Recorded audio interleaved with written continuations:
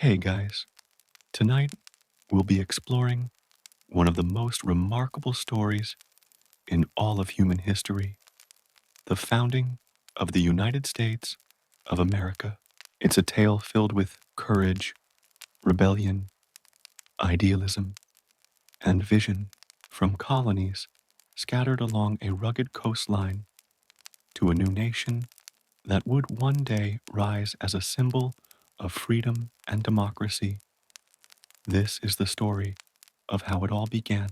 So, before you get too comfortable, take a moment to like and subscribe, but only if you enjoy the type of content that merges myth and mystery.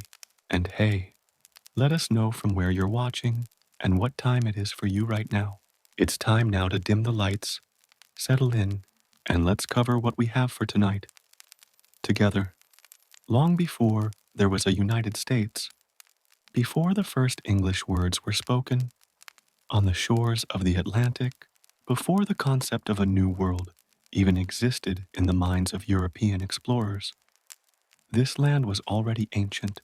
It was vast, alive, and deeply inhabited, a continent woven together by rivers, forests, and the footsteps of millions who called it home, from the icy northern tundra to the warm southern swamps, from the rolling plains of the Midwest to the deserts that stretched beneath an endless sky. This was a world of diversity, of languages, of cultures that had flourished for thousands of years. Every mountain and river had a story. Every tribe had a history. The land that would one day become the United States was already a tapestry of civilizations. In the dense woodlands of the Northeast, great confederacies thrived. Among them, the Iroquois, a powerful alliance of nations, the Mohawk, Oneida, Onondaga, Cayuga, Seneca, and later the Tuscarora. They built villages of longhouses and governed themselves through a sophisticated political system. Their councils met to deliberate not with chaos, but with structure, guided by what they called the Great Law of Peace, a principle that emphasized unity, diplomacy, and mutual respect. Their ideas of representative governance and checks on power would, centuries later, inspire the very foundations of the American Constitution.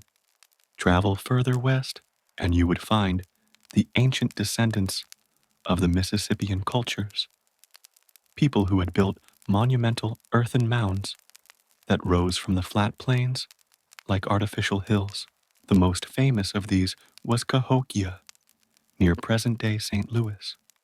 In its prime around the year 1200, it may have housed tens of thousands of people, making it one of the largest urban centers in North America before European contact.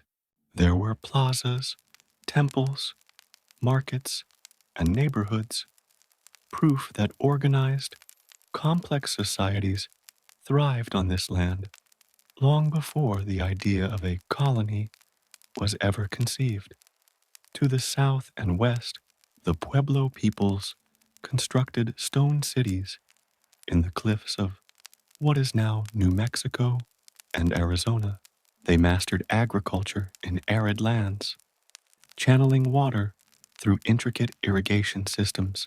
The Hopi, Zuni, and other Pueblo tribes lived in multi-story adobe structures that still stand today, silent witnesses to a civilization that balanced community with the rhythm of the desert. Their kivas, ceremonial chambers carved into the earth, were places of spiritual reflection and cultural continuity, linking them to ancestors who had walked those lands for centuries. In the vast Great Plains, countless tribes roamed freely, following the movements of bison herds that sustained them. The Lakota, Cheyenne, Comanche, and others lived in harmony with the cycles of nature. Their societies were not static. They evolved, traded, adapted. The horse, which would become such a defining part of Plains culture, had not yet been reintroduced to the continent by Europeans.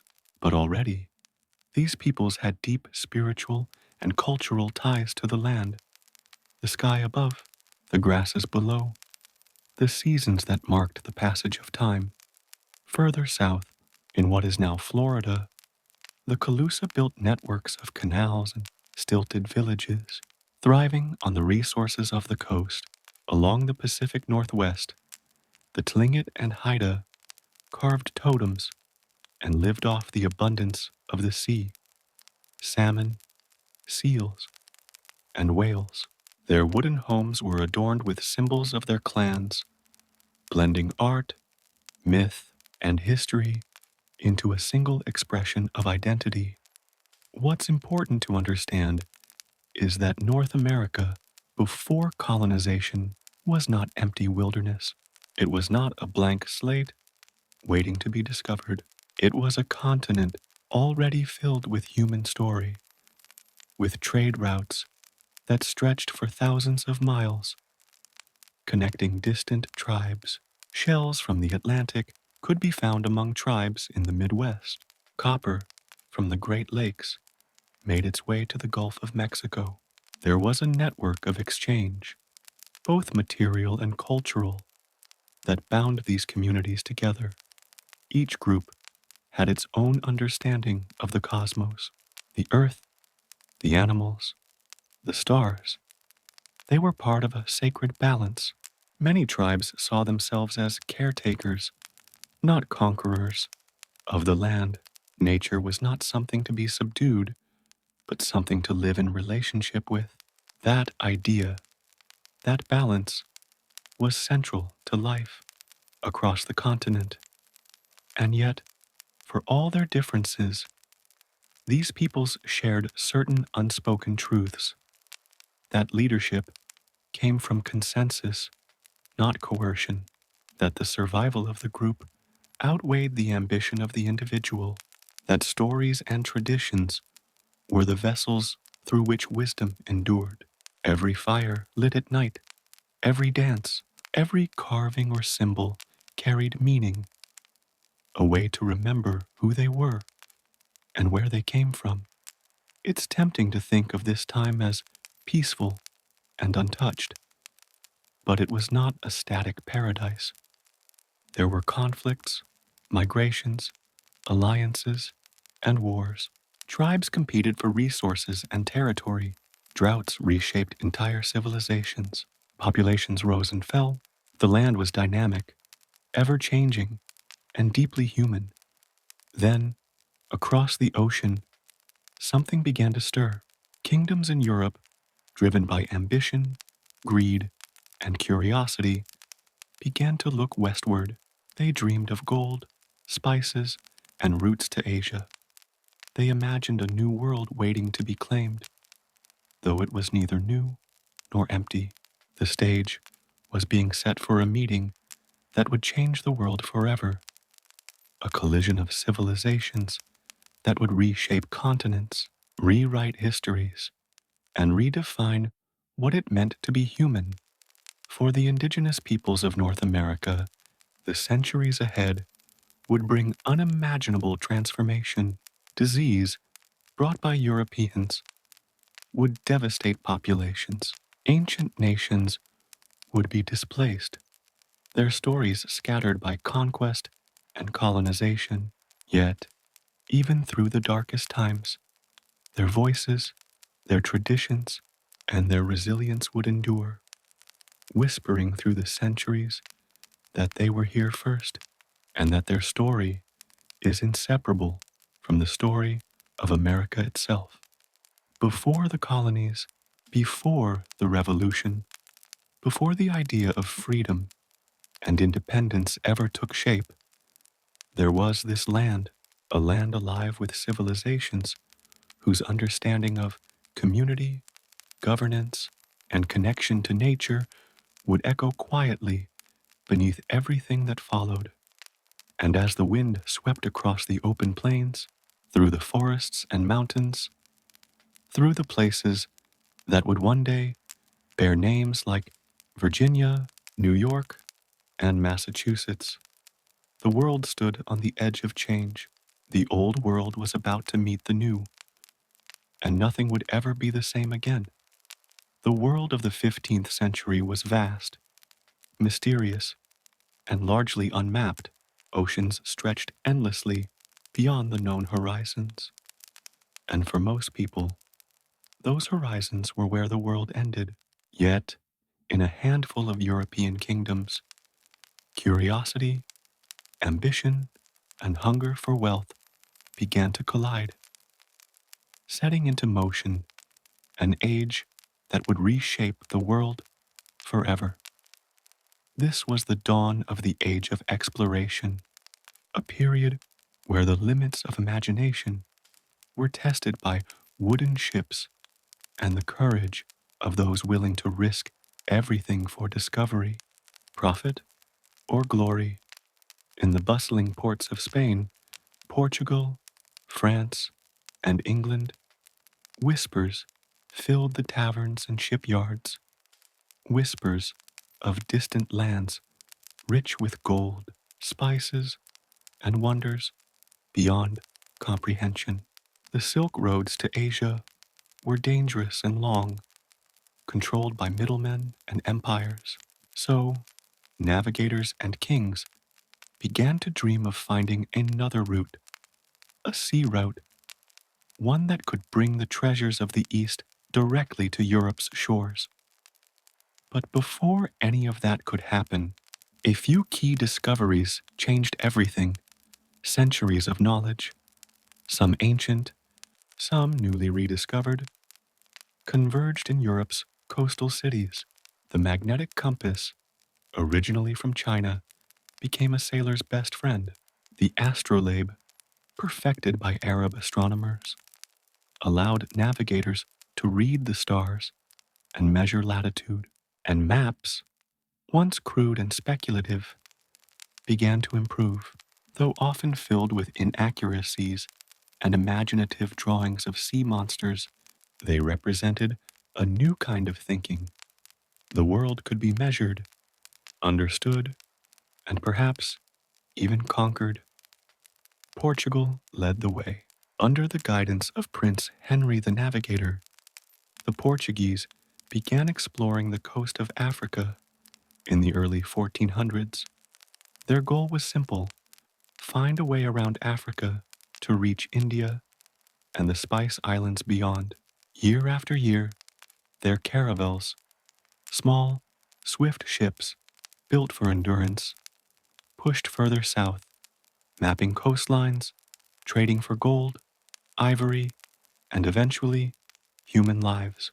The slave trade, which would scar centuries of history, began as part of this search for profit.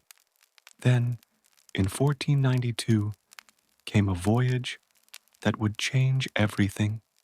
Christopher Columbus, an ambitious sailor from Genoa, had a bold idea. If the world was round, he reasoned, perhaps one could reach Asia by sailing west. He underestimated the size of the earth by thousands of miles, but he believed he could reach the Indies more quickly than sailing around Africa. After years of rejection, Columbus convinced the Spanish monarchs, Ferdinand and Isabella, to fund his journey. They agreed, not out of blind faith, but out of calculation. If his voyage succeeded, Spain could outmaneuver its rivals and gain immense wealth.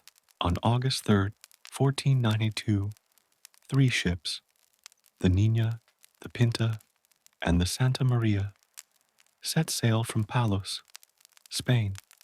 For weeks, they crossed the unending Atlantic, their crews growing restless, fearful they would never see land again. Then, in the early hours of October 12th, a sailor named Rodrigo de Triana spotted a faint line on the horizon. Tierra, he shouted. Land.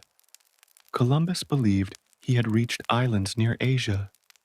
In reality, he had arrived in the Bahamas, the edge of a world unknown to Europe. The people he met there, the Taino, welcomed him peacefully. They had no idea that his arrival would signal the beginning of centuries of colonization, disease, and conquest. Columbus wrote of them as gentle and generous, but also noted how easily they could be made to serve. His voyages, celebrated by some and condemned by others, marked the beginning of European expansion into the Americas. In the decades that followed, a wave of explorers, conquerors, and dreamers crossed the ocean. Spain, energized by Columbus's success, launched further expeditions. Hernán Cortés marched into the Aztec Empire and toppled one of the most advanced civilizations on Earth. Francisco Pizarro did the same in Peru, capturing the Inca Emperor Atahualpa and claiming the riches of the Andes for Spain. Gold and silver flowed back to Europe in staggering quantities. Cities like Seville became centers of wealth and power. But along with the treasures came death, the unintended consequence of contact. Diseases like smallpox, measles, and influenza swept through the Americas, decimating indigenous populations who had no immunity. In some regions, entire societies collapsed within decades. The land itself changed, its balance of the life, its cultures, its very future. As Spain built an empire stretching from South America to the Caribbean and into North America, other nations watched with envy. Portugal claimed Brazil, its prize in the Treaty of Tordesillas, a papal agreement that divided the world between Spain and Portugal. But France, the Netherlands, and England were not content to sit idly by. The French began exploring the northern coasts, sending Jacques Cartier to map the St. Lawrence River. The Dutch established trading outposts wherever they could, their merchants driven by commerce more than conquest. But it was England, though slower to begin, that would ultimately plant the seeds of what would become the United States. At first, England was distracted by internal strife, by religious reform, by rivalries closer to home. But by the late 1500s, under Queen Elizabeth I, England began to look outward. Privateers like Sir Francis Drake roamed the seas, plundering Spanish ships laden with New World treasure. Exploration became not only a matter of profit, but of national pride. One of the first attempts to establish an English presence in North America came in the 1580s with the Roanoke colony, founded by Sir Walter Raleigh. It was a bold experiment, but it failed. When supply ships returned after several years, the colony had vanished. The word Croatoan was carved into a post, and the fate of the settlers remains a mystery to this day. Still, the idea had taken root. Across the ocean lay opportunity and perhaps destiny. By the turn of the 17th century, the age of exploration had redrawn the map of the world. The Atlantic Ocean was no longer a barrier, it was a bridge. Ships crossed it regularly, carrying goods, people, ideas, and ambitions. The global economy was beginning to form, one that tied the fates of Europe, Africa, and the Americas together. But this new interconnected world was also shadowed by cruelty. Colonization was not an act of discovery alone. It was an act of domination. Indigenous lands were taken, their people enslaved, or displaced, the transatlantic slave trade grew alongside the colonies, binding three continents in a triangle of exploitation, raw materials from the Americas, manufactured goods from Europe, and human lives from Africa. And yet, within this dark and complex history, the seeds of something new were planted. The early explorers, though driven by greed and glory, had unknowingly set in motion the events that would lead to the birth of new nations, the meeting of worlds, tragic and transformative, created a new human landscape, one that would give rise, centuries later, to the idea of America. The age of exploration was more than just ships and maps. It was a shift in consciousness.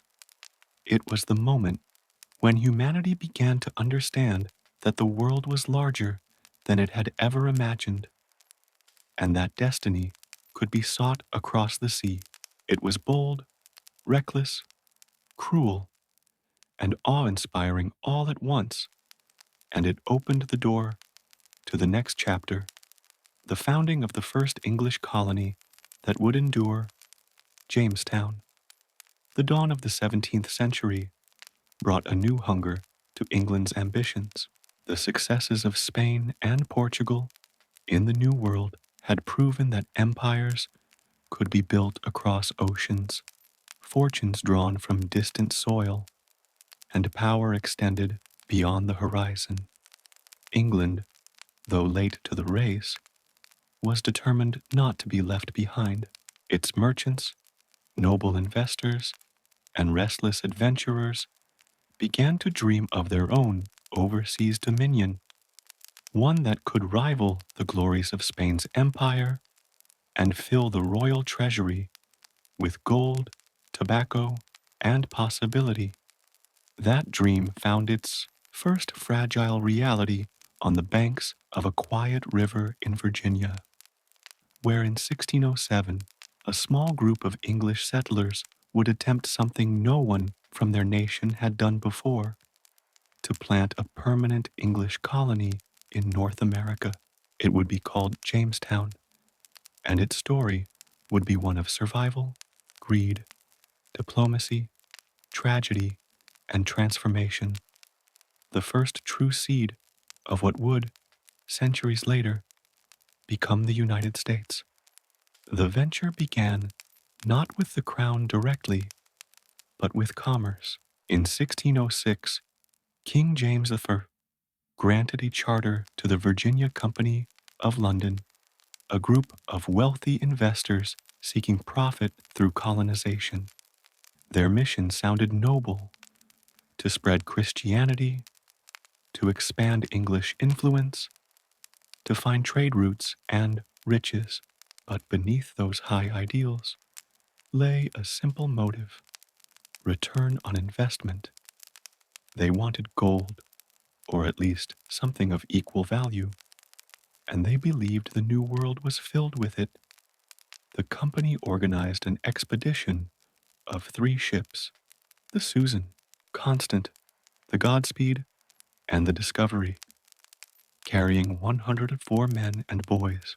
There were no women, no farmers, few craftsmen. Many were gentlemen, ambitious, confident, unused to labor, and certain that fortune awaited them across the Atlantic. After a harrowing 4-month voyage, the ships reached the coast of Virginia in April 1607. They sailed up a broad river, which they named the James River, in honor of their king. On a swampy peninsula surrounded by brackish water, they established their settlement. It seemed defensible against attack, but the land was poor, low, humid, mosquito-ridden. Still, they raised a fort, named it Jamestown, and began the first uncertain chapter of English America. From the beginning, Jamestown was beset by problems. The settlers were unprepared for the harshness of their new environment. They arrived too late in the season to plant crops, and their supplies were limited. The river's water was undrinkable, salty at high tide, and stagnant at low. Disease spread quickly. Malaria, dysentery, and fevers that the settlers barely understood. To make matters worse, leadership was unstable. The company had appointed a council of 7 to govern the colony, but rivalries and mistrust divided them. Among them was Captain John Smith, a soldier of fortune whose boldness and discipline would become both a blessing and a curse. Smith was not of noble birth, but he was practical, resourceful, and unafraid to speak his mind, qualities that irritated his superiors but would later keep the colony alive. By the end of the first summer, half the settlers were dead. Hunger gnawed at the survivors, and morale crumbled. The dream of finding gold faded quickly as the reality of survival took hold. The men spent their days searching for food and their nights listening to the sounds of the dark forest around them, the unknown that surrounded their fragile foothold. Jamestown did not exist in isolation. Surrounding the settlers was the powerful Powhatan Confederacy, a network of roughly 30 tribes united under the leadership of Chief Wahunsenakau, whom the English called Powhatan. His people had lived in the region for centuries, cultivating corn, fishing, and trading with neighboring groups. To them, the arrival of the English was both curiosity and threat. At first, there was cautious contact. The Powhatans traded food for copper and beads. Wary but willing to engage, they were experienced diplomats. They had seen other Europeans come and go along the coast.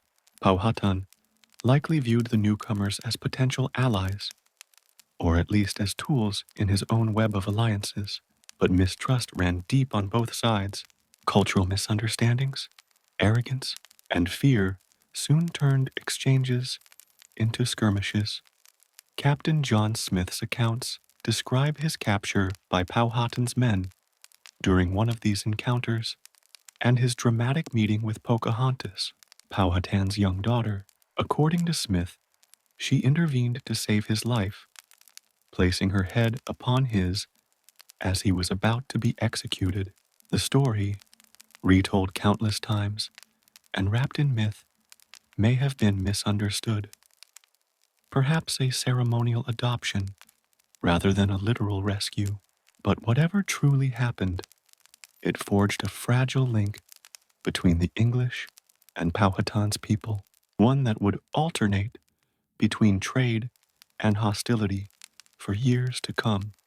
By 1609, Jamestown's population had grown with new arrivals, but the problems persisted. Poor planning, drought, and ongoing conflict with the Powhatan cut off food supplies. When a resupply fleet from England was wrecked in a hurricane, disaster struck. The winter of 1609 to 1610 became known as the Starving Time. Trapped within their fort by Powhatan's warriors and freezing cold, the settlers faced unimaginable desperation. Contemporary accounts describe them eating rats, snakes, leather, even the bodies of the dead. Of the 500 colonists in Jamestown at the start of the winter, only 60 survived by spring.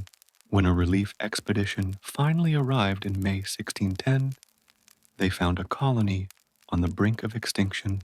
Some leaders considered abandoning Jamestown entirely, but reinforcements and supplies convinced them to stay.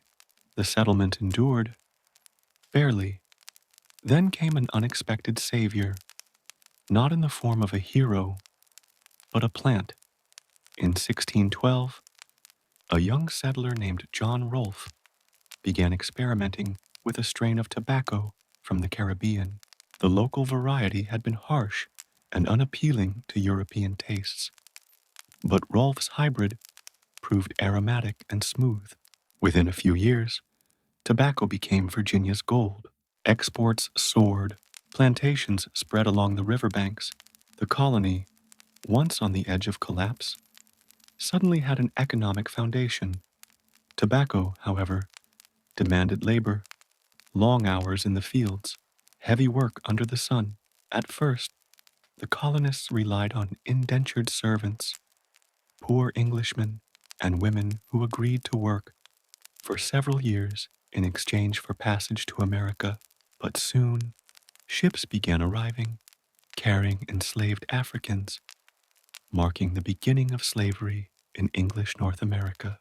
In 1619, a Dutch vessel brought the first recorded group of Africans to Virginia. Their arrival would shape the moral and social fabric of the new land for centuries to come. That same year, 1619, something else remarkable occurred. The settlers established the House of Burgesses, the first representative assembly in the English colonies. Though still under the authority of the Virginia Company, the colonists were now making their own laws, electing representatives, and debating their own future.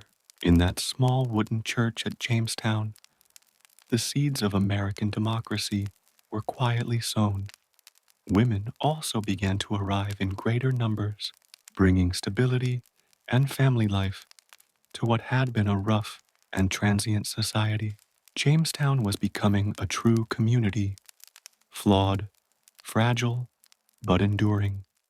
Relations with the Powhatan deteriorated once again as English expansion encroached further on native lands. In 1622, the Powhatan launched a massive attack, killing hundreds of settlers in a coordinated uprising. The English retaliated brutally. War, disease, and displacement devastated the Powhatan peoples, while the colony grew stronger and more entrenched. By 1624, the Virginia Company was dissolved, and Jamestown became a royal colony under direct control of the Crown. It was no longer a private experiment, but a permanent English foothold in the New World. Jamestown's story is one of contrasts, idealism and greed, endurance and cruelty, triumph and tragedy. It was built on the dreams of men seeking fortune and sustained by the labor of those who had little choice in their destiny. Its survival marked the beginning of English America, but also the start of centuries of struggle over land, freedom, and power. When we think of Jamestown today, we often imagine it as the first spark of a nation, a fragile outpost that refused to die. And in a sense it was.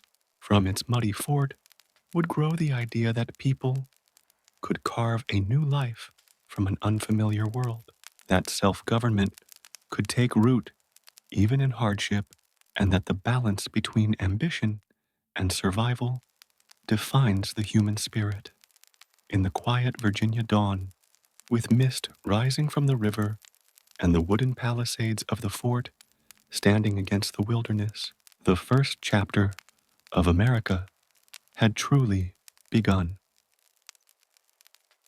In the years following the struggles of Jamestown, another kind of voyage began to take shape across the sea, one not driven by gold or profit, but by faith. It was a quieter kind of ambition, though no less daring.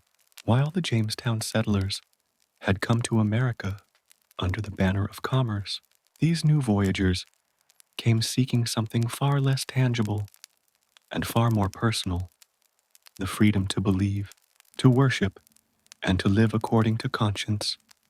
The England of the early 1600s was restless. Religion and politics were entangled, and conformity was expected. The Church of England, established by Henry VIII and maintained by his successors, allowed little room for dissent. Yet some Englishmen and women believed the church had strayed too far from what they saw as true Christianity. They wanted simpler worship, free from what they called popish rituals and royal interference. These reformers became known as Puritans, but among them, an even smaller group took the bold step of separating entirely from the official church. They were the separatists, and they would one day call themselves Pilgrims, persecuted in their homeland. The separatists fled first to the Netherlands, settling in the tolerant city of Leiden. There they found safety, but not satisfaction. They worried that their children were losing their English identity, drawn into Dutch customs and language. So they began to dream of a place where they could live as Englishmen and worship as they pleased. A new beginning across the ocean, far from kings, bishops, and persecution. They would build their own community on their own terms. In 1620, that dream became a plan. With financial backing from English investors known as the Merchant Adventurers, a group of about 100 set out to establish a colony in North America. They intended to settle near the mouth of the Hudson River within the northern reaches of the Virginia Company's territory. Two ships were arranged, the Speedwell and the Mayflower, but the Speedwell proved unseaworthy, leaking badly even before leaving English waters. In the end, all the passengers crowded aboard the Mayflower, a modest cargo ship barely 100 feet long, never designed to carry so many souls across an unforgiving ocean. The voyage was brutal. For 66 days, the Mayflower was battered by storms and high seas. Men, women, and children lived packed below deck, seasick, frightened, and exhausted. They endured bitter cold, spoiled food, and the ever-present smell of damp wood and sickness. Yet somehow, they kept their faith. The ship carried not just settlers, but their hopes for a new way of life. When land finally appeared on the horizon in November 1620, it was not where they had planned to be. Strong winds had driven them far north, to the coast of what is now Massachusetts. Realizing they were outside the jurisdiction of the Virginia Company, they faced a crisis. Without a governing authority, the settlement could descend into chaos. So, before setting foot on land, the leaders gathered in the ship's cramped cabin and drafted an agreement, a simple yet profound document that would lay the groundwork for self-government in America. They called it the Mayflower Compact. It declared that the settlers would form a civil body politic for their better ordering and preservation, and that they would enact laws and ordinances for the good of the colony. In essence, it was a covenant, a promise to govern themselves by consent. Every adult male signed it, binding them together not by blood or crown, but by agreement. In that small act, written by lantern light amid the rocking of the ship, an early spark of democracy was struck. They went ashore at a place they named Plymouth, after the English port they had left behind. The land was cold, rocky, and unyielding, far from the fertile paradise they had imagined. Winter was already closing in. They built crude shelters, struggled to find food, and faced disease that tore through their weakened ranks. By spring, nearly half of them were dead. Yet the survivors did not give up. Help came from an unexpected source. The native Wampanoag people, who had lived in the region for generations, watched the newcomers with cautious curiosity. Their leader, Massasoit, eventually chose diplomacy over hostility through an English-speaking interpreter named Squanto. a man who had once been kidnapped by English sailors, taken to Europe, and returned to his homeland. Communication became possible. Squanto taught the Pilgrims how to plant corn, where to fish, and how to survive in a land utterly alien to them. Without his guidance, the colony might not have lasted another season. By the autumn of 1621, against all odds, the settlers had managed their first successful harvest. They gathered together with their Wampanoag allies to celebrate a feast of Thanksgiving, not as a grand event or national holiday, but as a simple expression of gratitude for survival.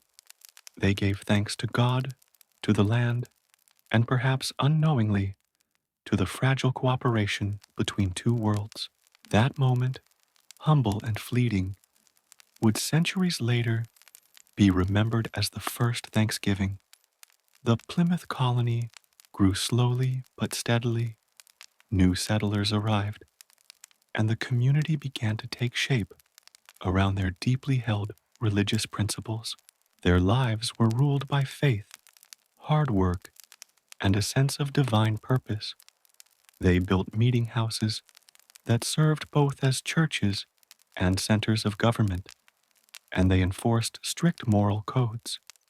To the Pilgrims, their colony was not just a settlement, it was a covenant with God, a city upon a hill meant to shine as an example of righteousness.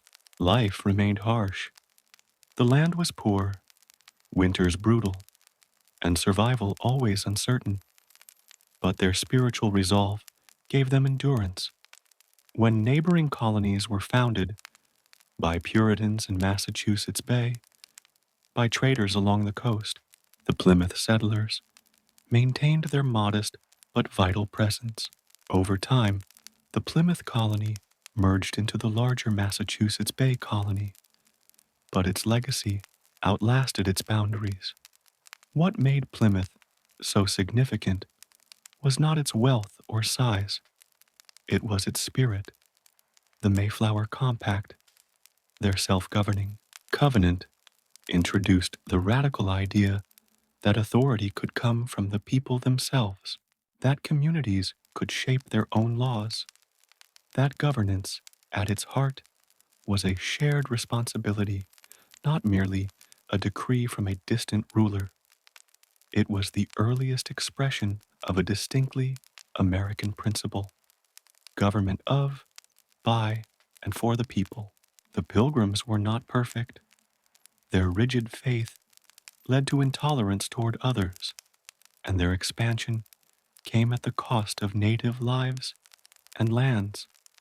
Yet, their determination to build a moral and self-reliant society left a mark that would echo through American history. In their minds, they were not just settlers. They were chosen to create a model of virtue in a wild and untamed world. When we look back on Plymouth, it is easy to see only the myths: the brave pilgrims in black clothing, the friendly feast, the image of harmony and hope. The reality was far more complex, a story of struggle, resilience, and faith under unimaginable hardship. But within that complexity lies the foundation of something larger, a belief that people could cross oceans, face the unknown, and start anew, not through conquest or greed, but through conviction. By the time Plymouth had stabilized, others were already watching from across the Atlantic. Merchants, adventurers, and entire congregations began to prepare their own voyages, inspired by the Pilgrims' endurance. The wilderness that had once seemed endless was beginning to fill with the ambitions of a growing number of English settlers. The New World, once a dream, was becoming a living, breathing reality, one colony at a time. By the mid-17th century, the English presence in North America was no longer defined by isolated outposts or singular settlements. Jamestown had endured, Plymouth had survived, and other ventures were beginning to take shape along the eastern seaboard. What had once been the frontier of imagination was slowly transforming into a patchwork of communities, each with its own identity, purpose, and challenges.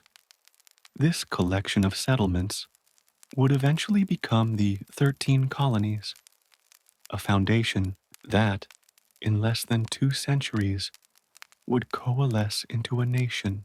The geography of these colonies was as diverse as their inhabitants. To the north, New England's rugged coastline, dense forests, and rocky soil dictated a life of hard labor and resourcefulness. There, commerce, shipbuilding, and small-scale farming dominated daily life.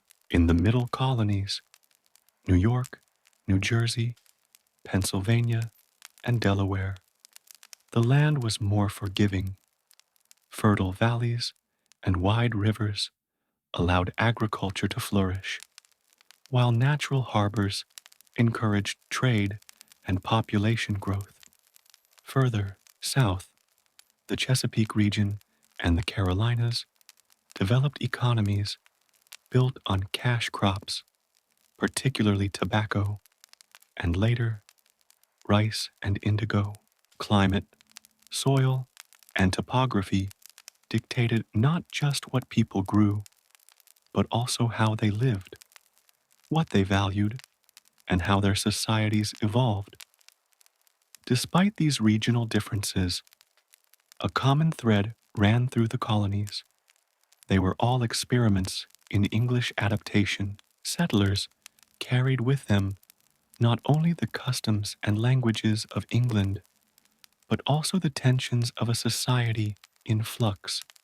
England in the 17th century was marked by religious conflict, political upheaval, and social stratification. Those tensions were transplanted to the colonies, where they mingled with new pressures, survival in unfamiliar lands, the presence of indigenous nations, and the challenges of self-governance. Over time, these pressures shaped societies that were distinctly colonial, separate from the mother country in character, if not yet in legal status. The social makeup of the colonies varied significantly. In New England, many settlers were Puritans, motivated by faith and the desire to build a godly community. They created towns with strict moral codes, emphasizing education, literacy, and civic participation. Schools and meeting houses became central institutions, and their influence extended to every aspect of life. Religion was inseparable from governance, and their emphasis on communal responsibility fostered a sense of order, cohesion, and at times, rigidity. In contrast, the middle colonies were more ethnically and religiously diverse. Quakers, Dutch Reformed, Lutherans, Anglicans, and Catholics all found places where they could settle. Pennsylvania, founded by William Penn as a haven for Quakers, was particularly notable for its policy of religious tolerance and fair treatment of indigenous peoples, at least in principle. Cities like Philadelphia grew into vibrant centers of trade and intellectual exchange, blending commerce with culture in ways that New England towns did not. The middle colonies became an early model of pluralism, demonstrating that economic opportunity and social diversity could coexist, even in an era defined by religious conflict. The southern colonies followed a different trajectory, shaped primarily by climate and economy. Long, hot summers and fertile soil made plantation agriculture both feasible and profitable. tobacco in Virginia and Maryland, rice in the Carolinas, and later indigo created wealth for the landowning elite who controlled political power and social hierarchy. However, this system depended on labor, initially indentured servitude, and increasingly on enslaved Africans. The southern colonies' reliance on forced labor created a starkly unequal society, marked by wealth and privilege for a few and subjugation for many. These dynamics would have profound consequences not only for colonial society, but for the future of the United States. Trade and commerce connected all of these regions, even when political and cultural differences seemed to set them apart. The Atlantic economy linked the colonies to Europe, Africa, and the Caribbean in what historians call the triangular trade. Raw materials like timber, tobacco, and sugar flowed outward, while manufactured goods, firearms, and alcohol came in from Europe. Human beings, enslaved Africans, were transported across the Atlantic in brutal conditions, their labor sustaining much of the colonial economy. These exchanges shaped daily life, politics, and social hierarchies, creating a global network that made the colonies simultaneously self-contained and profoundly interconnected. Life in the colonies was not easy. Disease, harsh winters, food shortages, and conflicts with indigenous peoples tested settlers at every turn. Malaria in the southern lowlands, smallpox epidemics in New England, and unpredictable harvests across the middle colonies made survival a constant concern. Yet, despite these hardships, colonial society persisted, adapting and innovating. Town meetings, elected assemblies, and local councils emerged as early forms of governance, reflecting both necessity and the English tradition of self-rule. Even in the South, where plantation owners held sway, local militias and county courts played important roles in community organization. Education and literacy were valued differently across regions.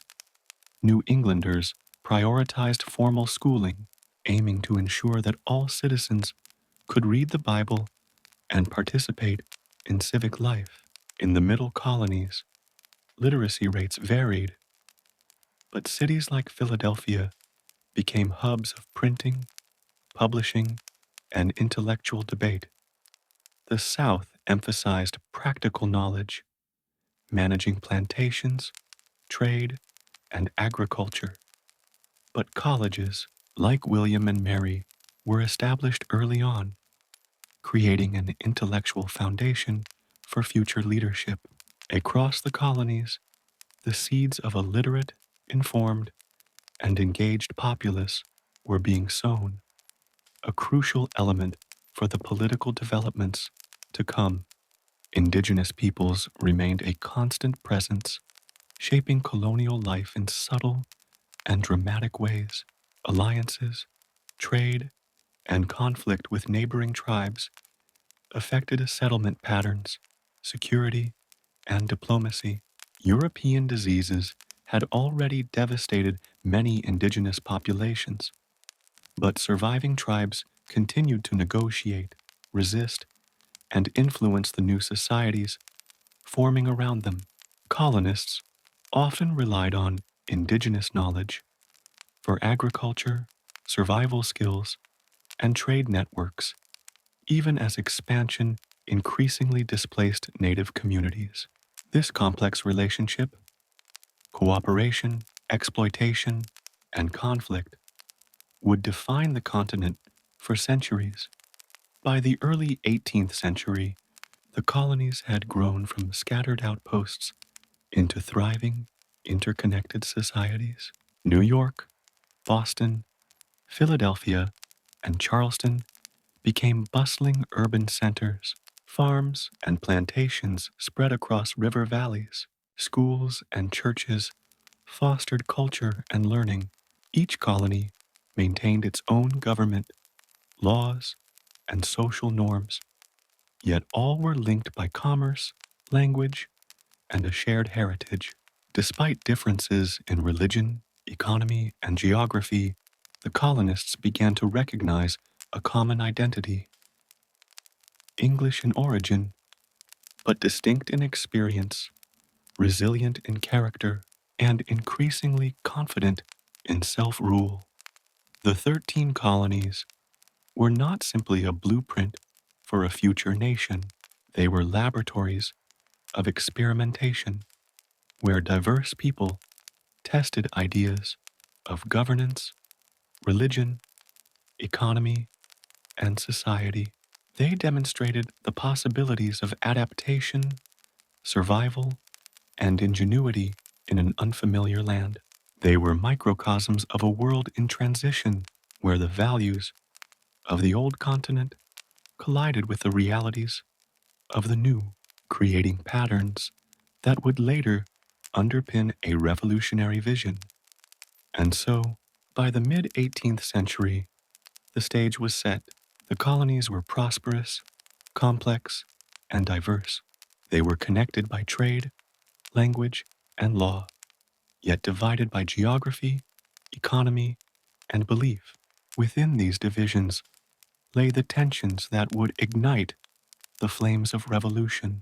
The English colonies in North America had grown far beyond mere settlements. They were living societies capable of self-governance, innovation, and resilience.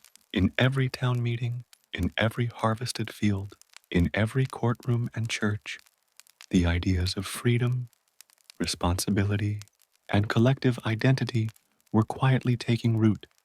It was here, in these 13 experiments in adaptation, governance, and survival, that the foundations of a nation were being built. The seeds of independence, revolution, and nationhood were already present, though no one yet realized how dramatically these colonies would soon reshape the world. Life in the 13 colonies was a delicate balance between necessity, opportunity, and adaptation. The early settlers, whether they had arrived seeking wealth, religious freedom, or adventure, quickly discovered that survival depended not just on courage, but on understanding the land, the seasons, and the communities around them. Each colony developed its own unique social structures, economies, and cultural norms, reflecting both the environment and the people who settled there. In New England, daily life was dominated by a rigorous work ethic and a sense of communal responsibility. The Puritans who founded Massachusetts Bay and other northern settlements believed that every action, from farming to trading to teaching children, was an extension of their moral duty. Towns were planned with care, often centered around a church or meeting house that served as both spiritual and civic hub. Families worked together to clear forests, build homes, and cultivate crops, primarily corn, wheat, and vegetables suited to the colder, rocky soil.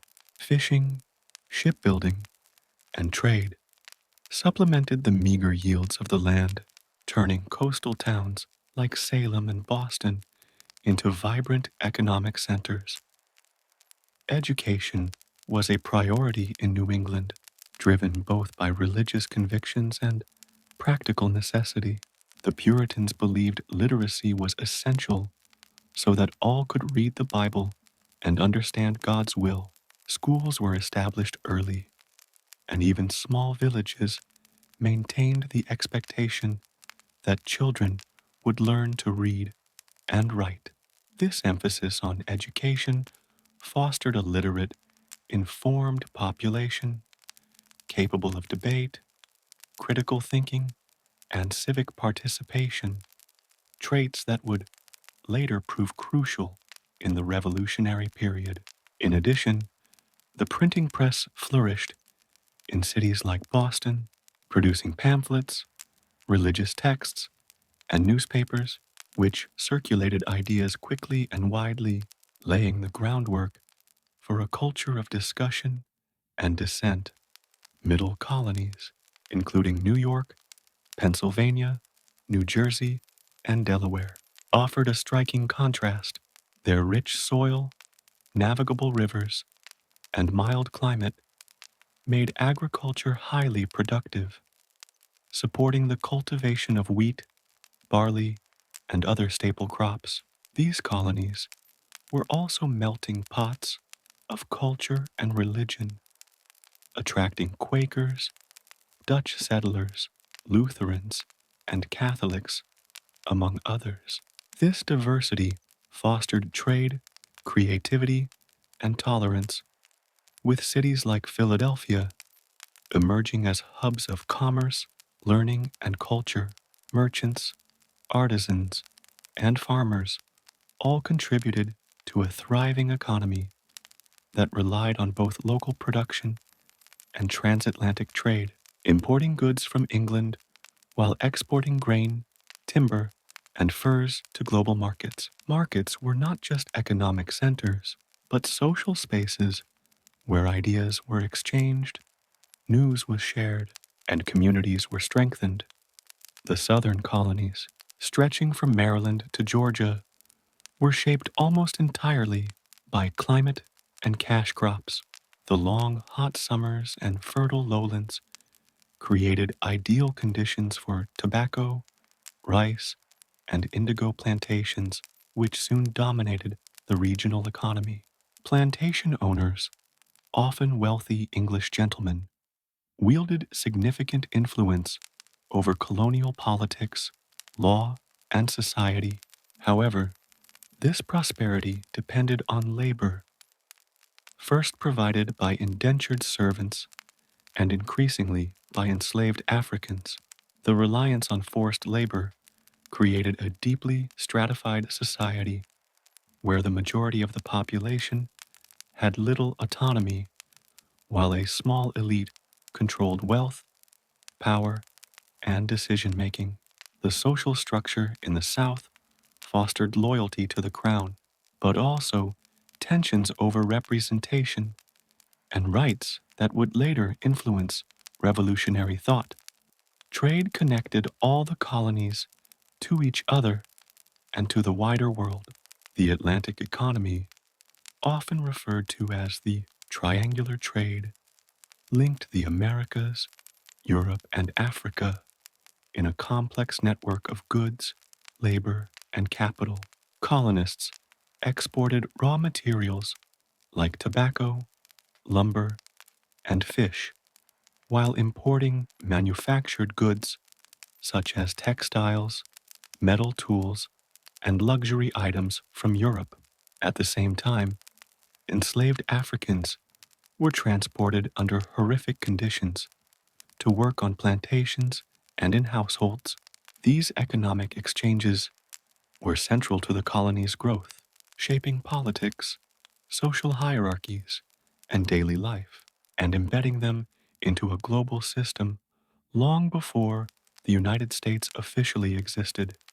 Daily life varied greatly between regions, yet common themes ran throughout. In New England, family and community were central. In the middle colonies, diversity and trade shaped society. In the South, plantation hierarchies defined relationships and opportunity. In all areas, survival was never guaranteed. Disease, harsh winters, food shortages, and conflicts with indigenous nations were constant threats. Yet the colonists adapted, innovated, and persevered, developing skills, traditions, and practices that would become distinctly American. Religion was a unifying and dividing force across the colonies. In New England, strict Puritan observance dictated both law and culture, creating a highly structured society with clear expectations for behavior. In the middle colonies, religious pluralism allowed for a wider range of practices, fostering a culture of tolerance and intellectual exchange. In the South, the Anglican Church was dominant, but it coexisted with other faiths, creating a less rigid but still hierarchical spiritual environment. Across all regions, religion informed moral codes, education, and civic life, shaping the colony's identity and values. Social life, while structured around family, work, and faith, included moments of recreation and cultural expression. Community gatherings, fairs, and markets provided opportunities for storytelling, music, and celebration. Crafts and arts flourished in workshops and homes. Colonists expressed themselves through architecture, furniture, clothing, and decorative arts, blending European traditions with the realities of a new land. Even amid hardship, these cultural practices created a sense of identity and continuity, linking the colonies to each other and to the broader Atlantic world. Women, though often constrained by legal and social norms, played essential roles in colonial life. They managed households, raised children, tended gardens, and assisted in farms and workshops. In some communities, women contributed to education, religious life, and small-scale commerce. Their labor was indispensable, yet their voices were often marginalized in political life. Still, the experiences of women in the colonies helped shape social norms, family structures, and local economies, laying the groundwork for evolving ideas about gender and participation in public life. Interactions with indigenous peoples remained a critical aspect of daily life. Some colonies established relatively cooperative relationships, trading food, knowledge, and resources. Others engaged in violent conflicts, displacement, and conquest. These interactions were never static.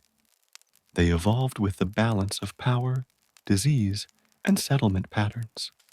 Colonists learned from native agricultural techniques, while indigenous peoples adapted to the presence of European technology and goods.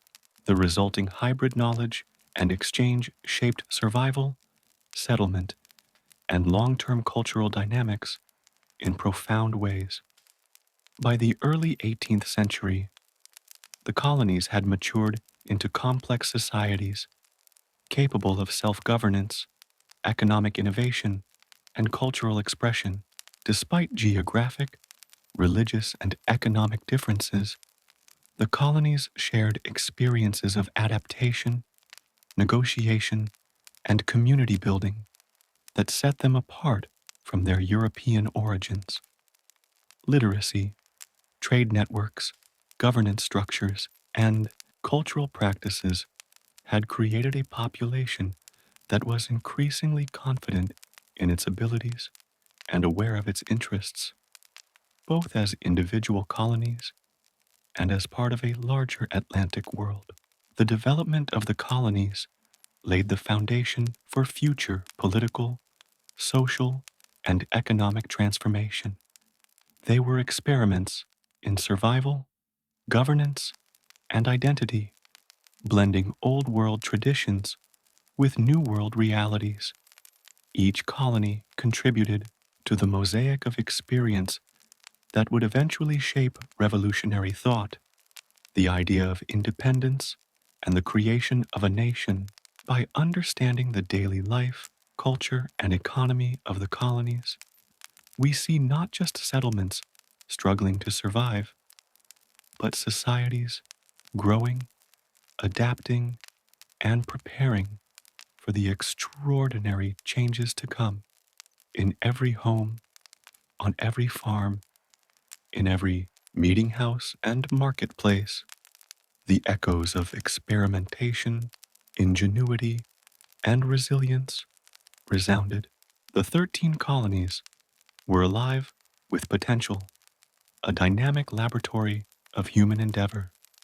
They were, in essence, a testing ground for ideas of freedom, governance, labor, and community, a stage on which the drama of the American Revolution would one day play out. And within these everyday lives, the spirit of a new identity, distinct from Europe, rooted in adaptation and survival, yet aspiring to self-rule and justice, was quietly, inexorably emerging. By the mid-18th century, the 13 colonies had grown into thriving, diverse societies. But the land they occupied was still a contested space. Beyond the settled areas stretched vast forests, rivers, and mountains, home to indigenous nations and European powers vying for control. Among the most formidable of these rivals was France, whose colonies in Canada and along the Mississippi River created a network of influence that threatened English expansion. The stage was set for a conflict that would shape the destiny of North America, a war known to the colonists as the French and Indian War, and known globally as the 7 Years' War. The roots of this war lay in both ambition and geography. The French had established a series of forts and trading posts along the Ohio Valley and the Great Lakes, creating alliances with numerous indigenous nations, including the Algonquin, Huron, and Shawnee. These alliances were mutually beneficial. Indigenous groups gained access to European goods such as firearms, metal tools, and textiles, while the French secured fur trade networks and territorial influence. England, meanwhile, was expanding westward from its Atlantic settlements, claiming lands that overlapped with French and indigenous territories. Tensions escalated as competition for land, trade, and strategic advantage intensified. In 1754, the Edwards conflict erupted when a young Virginian officer named George Washington led a small expedition into the Ohio Valley.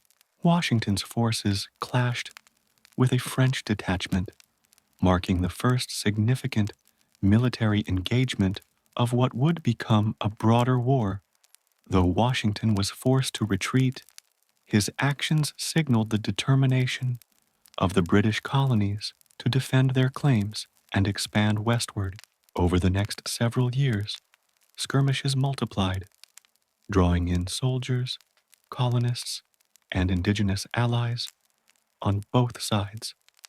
The war was characterized by a mix of conventional European-style battles and frontier warfare, where guerrilla tactics, ambushes, and alliances with native nations proved decisive. Colonists quickly learned that survival required adaptation. Forts were built, militias trained, and supply lines extended across difficult terrain. Life on the frontier was dangerous and unpredictable, with raids and counter-raids creating fear and instability for settlers.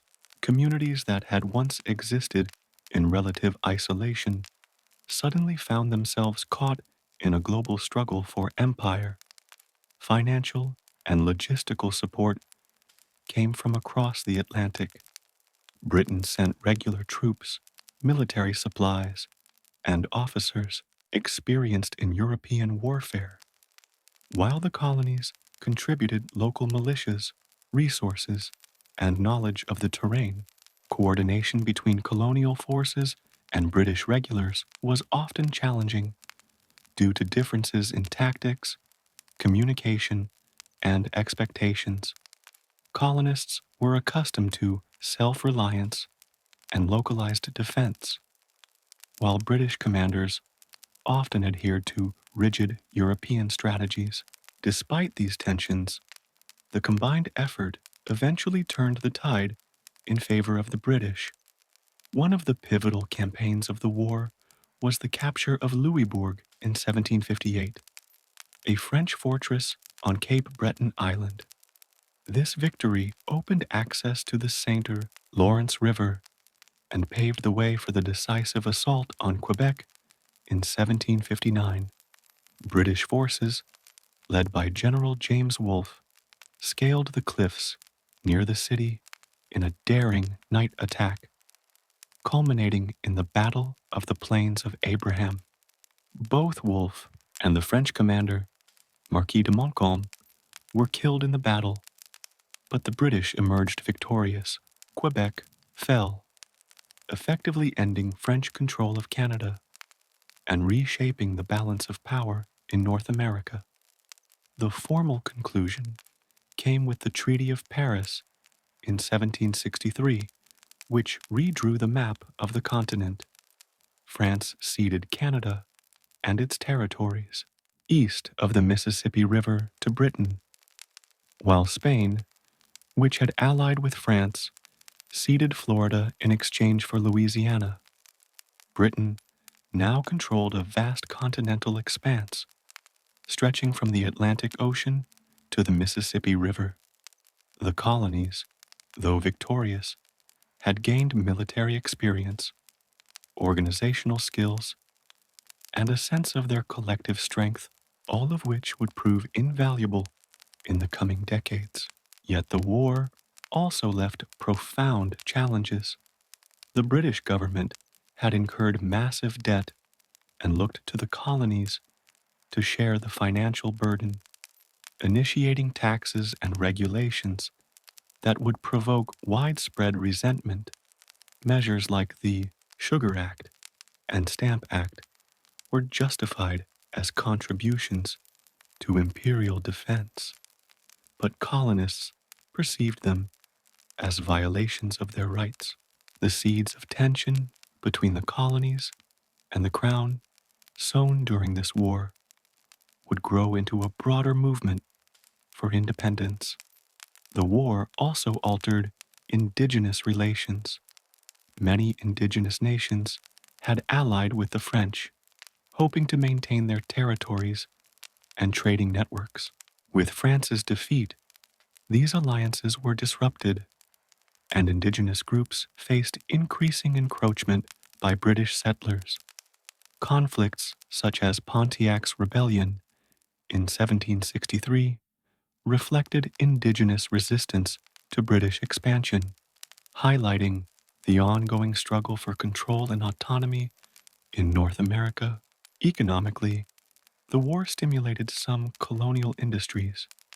Colonists had provided troops, supplies, and materials, creating opportunities for merchants, craftsmen, and farmers.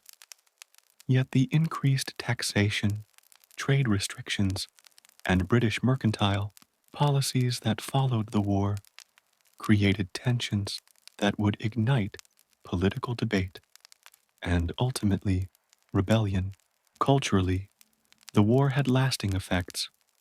Colonists began to see themselves not merely as separate English settlements, but as a collective entity with shared experiences and challenges. The sense of American identity, shaped by shared hardships, military service, and political discourse, emerged from the crucible of conflict. This new identity would become the foundation for the revolutionary spirit that transformed the colonies into a nation. The French and Indian War, though often framed as a struggle between European powers, was fundamentally a North American conflict with global ramifications. It demonstrated the complexity of colonial life, where European ambitions, indigenous sovereignty, and settler resilience collided. It reshaped political boundaries, altered economies, and transformed social dynamics. Most importantly, it exposed the fragile balance between authority and liberty, highlighting the potential for self-determination that lay dormant in the colonies. By the end of the war, the stage was set for the next chapter in American history. The colonies were stronger, more organized, and increasingly confident, yet increasingly aware of the Crown's power and its willingness to assert control. They had tasted victory, endured hardship, and navigated complex alliances. They had crossed oceans, built settlements, fought wars, and survived. And now, standing on the threshold of independence, they were ready to question the very authority that had once brought them security and protection. In the years following the French and Indian War, the 13 colonies found themselves in an unexpected position. They had emerged victorious, having contributed men, resources, and ingenuity to a conflict that reshaped the map of North America. Britain now controlled an empire stretching from the Atlantic to the Mississippi River. Yet victory brought its own burdens. The Crown faced staggering war debt, and the solution, from Parliament's perspective, was clear. The colonies must help pay. What the British government saw as a practical measure, the colonists increasingly perceived as an infringement on their rights, setting the stage for a slow-burning conflict that would ultimately become revolution. The first sparks of tension emerged with the Sugar Act of 1764, a tax imposed on sugar, molasses, and other goods imported into the colonies. The act was designed to reduce smuggling and raise revenue, but it immediately met resistance. Colonists argued that they had no direct representation in Parliament, and therefore no obligation to pay taxes levied by a distant body in which they had no voice. This principle, later summarized as "no taxation without representation," became a rallying cry. Merchants, planters, and ordinary citizens alike began to question the legitimacy of British authority, and discussions that had once been confined to local town meetings now echoed across the colonies. In 1765, the Stamp Act escalated the tension dramatically.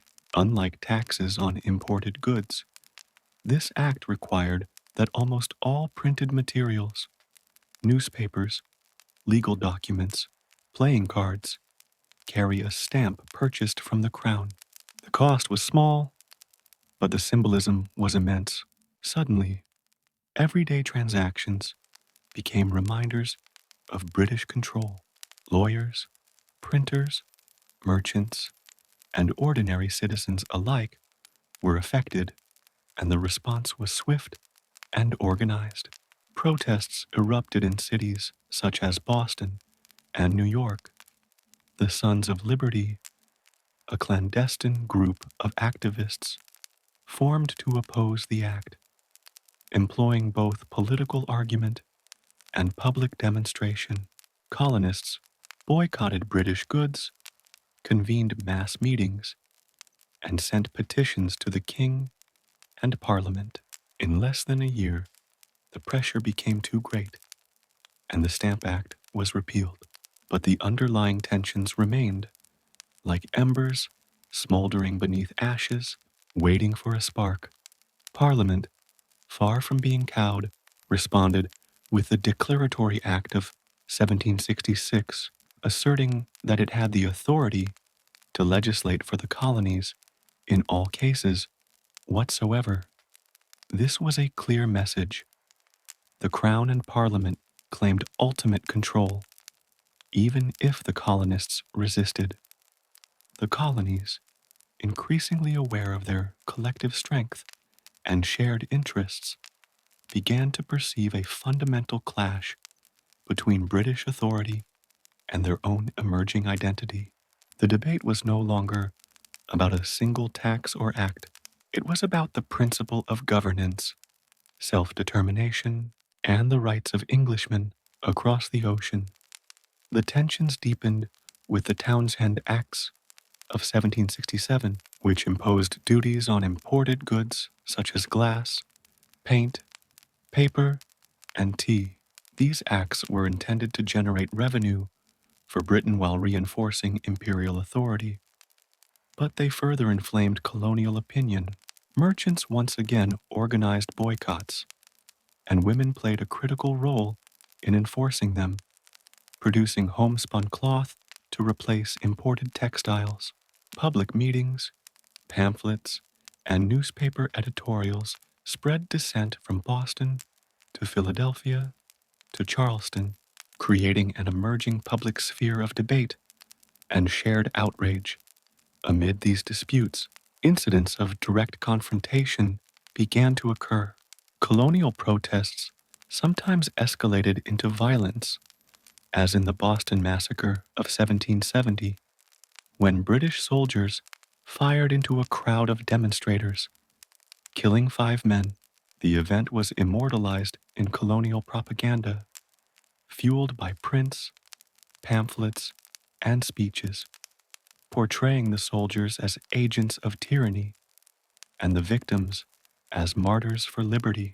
The massacre crystallized the notion that the Crown and its representatives were not neutral administrators, but potential oppressors, and it intensified a sense of unity among the colonies against a common authority.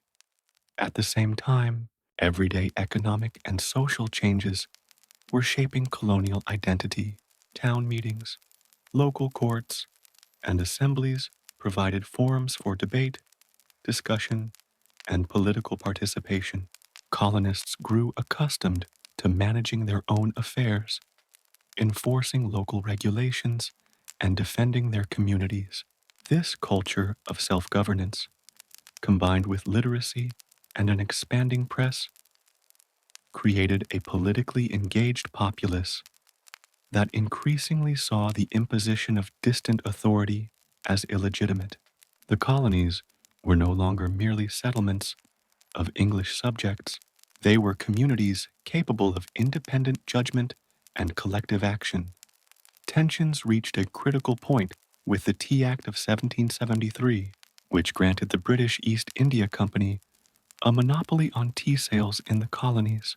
For many colonists, the act symbolized both economic exploitation and political subjugation. In Boston, the resistance took dramatic and unforgettable form in the Boston Tea Party, when colonists disguised as indigenous peoples boarded ships and dumped entire cargoes of tea into the harbor. This act of defiance was illegal and provocative, but it was a deliberate statement. The colonists would not passively accept policies they deemed unjust. Britain responded with the coercive acts, also called the Intolerable Acts. In 1774, these laws closed Boston Harbor, restricted town meetings, and strengthened the authority of the royal governor. The measures were intended to punish Massachusetts and deter other colonies from rebellion, but they had the opposite effect. Colonists across the continent saw these acts as a threat to their liberties, and they responded with solidarity. Committees of correspondence sprang up, facilitating communication and coordination between colonies. The stage was set for united action, a recognition that the challenge was not local, but continental. Through these years of tension, debate, and protest, an American identity emerged. The colonies, diverse in geography, economy, and religion, began to see themselves as part of a shared experience. They recognized common grievances, shared principles, and the capacity to act collectively. This growing consciousness of unity and purpose laid the groundwork for the next stage of history, the confrontation with the British Crown and the eventual Declaration of Independence. The road to revolution was not a single moment nor a sudden eruption. It was a gradual process shaped by legislation, economic pressures, cultural change, and political debate.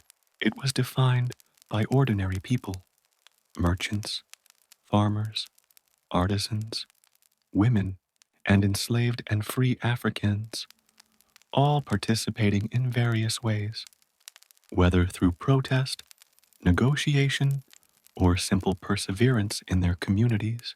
These actions created a culture of resistance, one that combined intellectual rigor, moral conviction, and practical organization.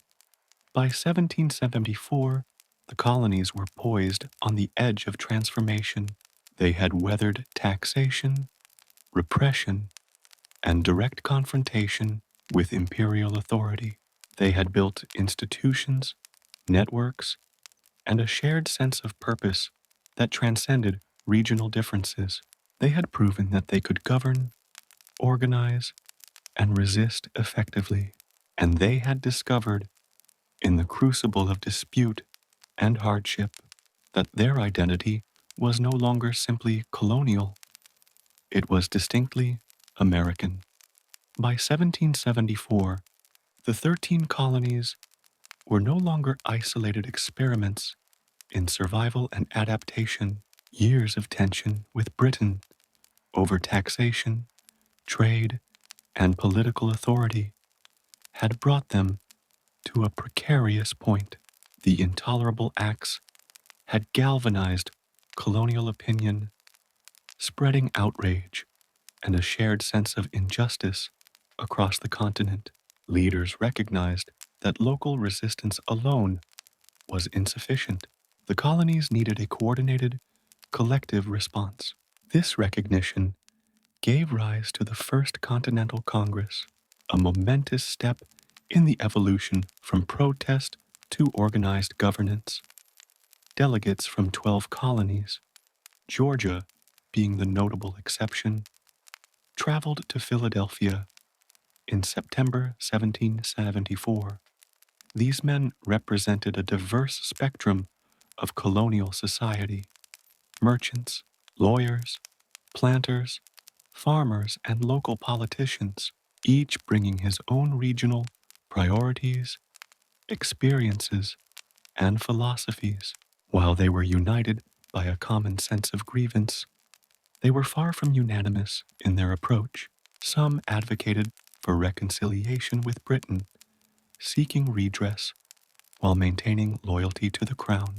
Others, more radical, argued for preparation for armed resistance, viewing compromise as both unlikely and inadequate. The debates were intense, rigorous, and deeply consequential. The Congress addressed several key objectives. First, it petitioned the king directly, outlining colonial objections to the Intolerable Acts and other forms of imperial overreach. This petition was carefully worded, respectful yet firm, reflecting both colonial deference to monarchy and their insistence on principle. Second, the Congress organized a series of coordinated measures to enforce economic pressure on Britain, including a continental boycott of British goods. This was not mere symbolic protest. It required extensive planning, local enforcement, and widespread public support. Merchants and ordinary citizens alike were drawn into a growing culture of resistance, understanding that collective action could exert real influence across thousands of miles. Importantly, the Congress also began to lay the groundwork for self-governance. Committees were established to oversee communication, manage local militias, and coordinate responses to British authority.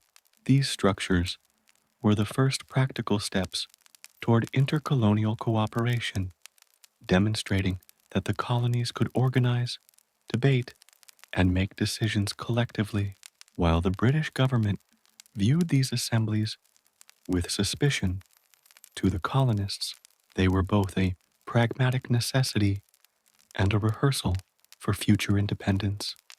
The tension, however, was not confined to halls of Congress. Across Massachusetts, New York, and Virginia, militias were drilling, preparing, and arming themselves.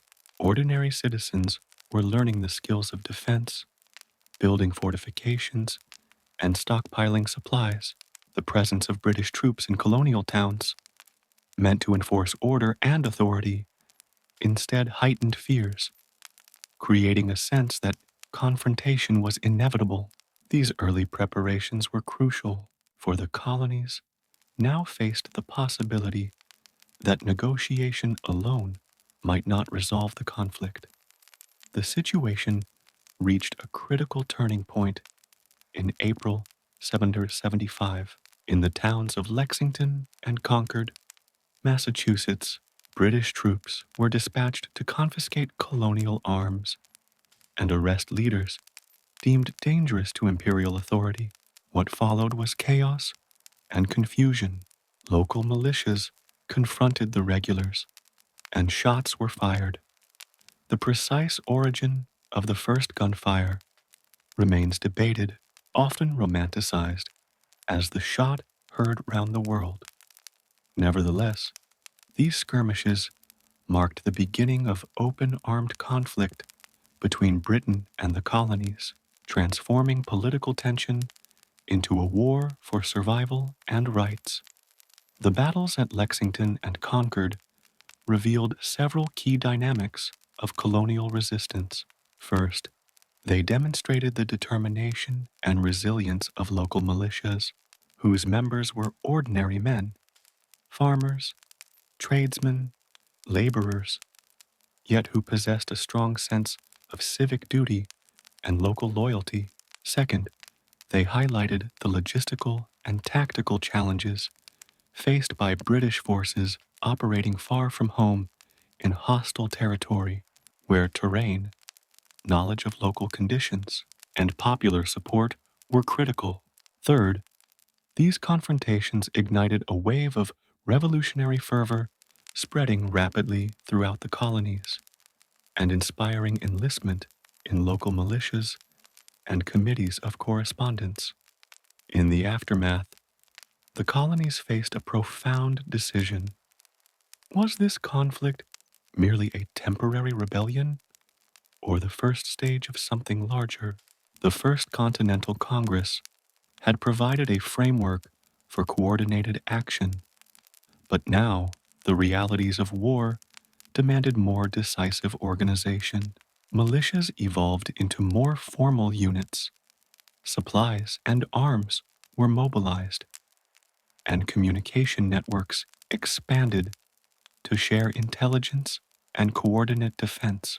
Leadership structures emerged at both the local and intercolonial level, bridging the gap between scattered communities and a shared revolutionary effort. The early months of 1775 also revealed the ideological foundations of colonial resistance. Pamphlets, sermons, and newspapers were circulated widely, articulating arguments for rights, liberty, and resistance to tyranny. Thinkers such as John Adams, Samuel Adams, and Patrick Henry emphasized principles drawn from English legal tradition, natural rights philosophy, and the experiences of colonial self-governance. Citizens were encouraged not only to participate in the struggle physically through militias, but also intellectually by supporting boycott movements, spreading information, and cultivating a shared political identity. The revolution was, in essence, as much about ideas as it was about muskets. By the summer of 1775, The stage was set for escalation. The First Continental Congress had demonstrated the capacity for intercolonial coordination, while the early battles of Lexington and Concord had transformed ideological dispute into open warfare. Both sides, Britain and the colonies, now understood that compromise would be difficult and that the struggle was no longer abstract. The colonies were moving from protest to revolution, from scattered grievances to organized resistance, and from colonial identity to the beginnings of a collective American consciousness. These events also revealed the colony's extraordinary adaptability. Communities that had survived harsh winters, famine, and disease in earlier generations now mobilized militias, coordinated economic resistance, and debated revolutionary ideology. Ordinary citizens assumed extraordinary responsibilities, forging leadership roles, supporting logistical networks, and sustaining morale. The revolution, at its inception, was as much a grassroots phenomenon as a political or military one, reliant on the engagement and commitment of ordinary people in towns and villages from New England to the Chesapeake. In essence, the First Continental Congress and the early armed conflicts of 1775 were the moment when protest transformed into revolution. They showcased the colony's ability to organize collectively, articulate grievances, and defend themselves both intellectually and militarily. These formative actions laid the foundations for the larger struggle to come, a struggle that would not only determine the fate of the 13 colonies, but ultimately redefine governance, liberty, and the notion of nationhood in ways that continue to resonate today. By the spring of 1775, the colonies were fully engulfed in conflict. The skirmishes at Lexington and Concord had escalated into a broader armed struggle, and the sense that reconciliation with Britain might be impossible was growing. In response, delegates from all 13 colonies convened once more in Philadelphia, forming what would become known as the Second Continental Congress. Unlike the First Congress, which had been primarily a forum for protest and negotiation, this body faced the unprecedented challenge of governing during an active war, balancing diplomacy, military organization, and the ideological foundations of revolution. The delegates were a remarkable group of men. They ranged from fiery radicals to cautious moderates, including figures such as John Adams of Massachusetts, Benjamin Franklin of Pennsylvania, Thomas Jefferson of Virginia, and John Dickinson of Pennsylvania.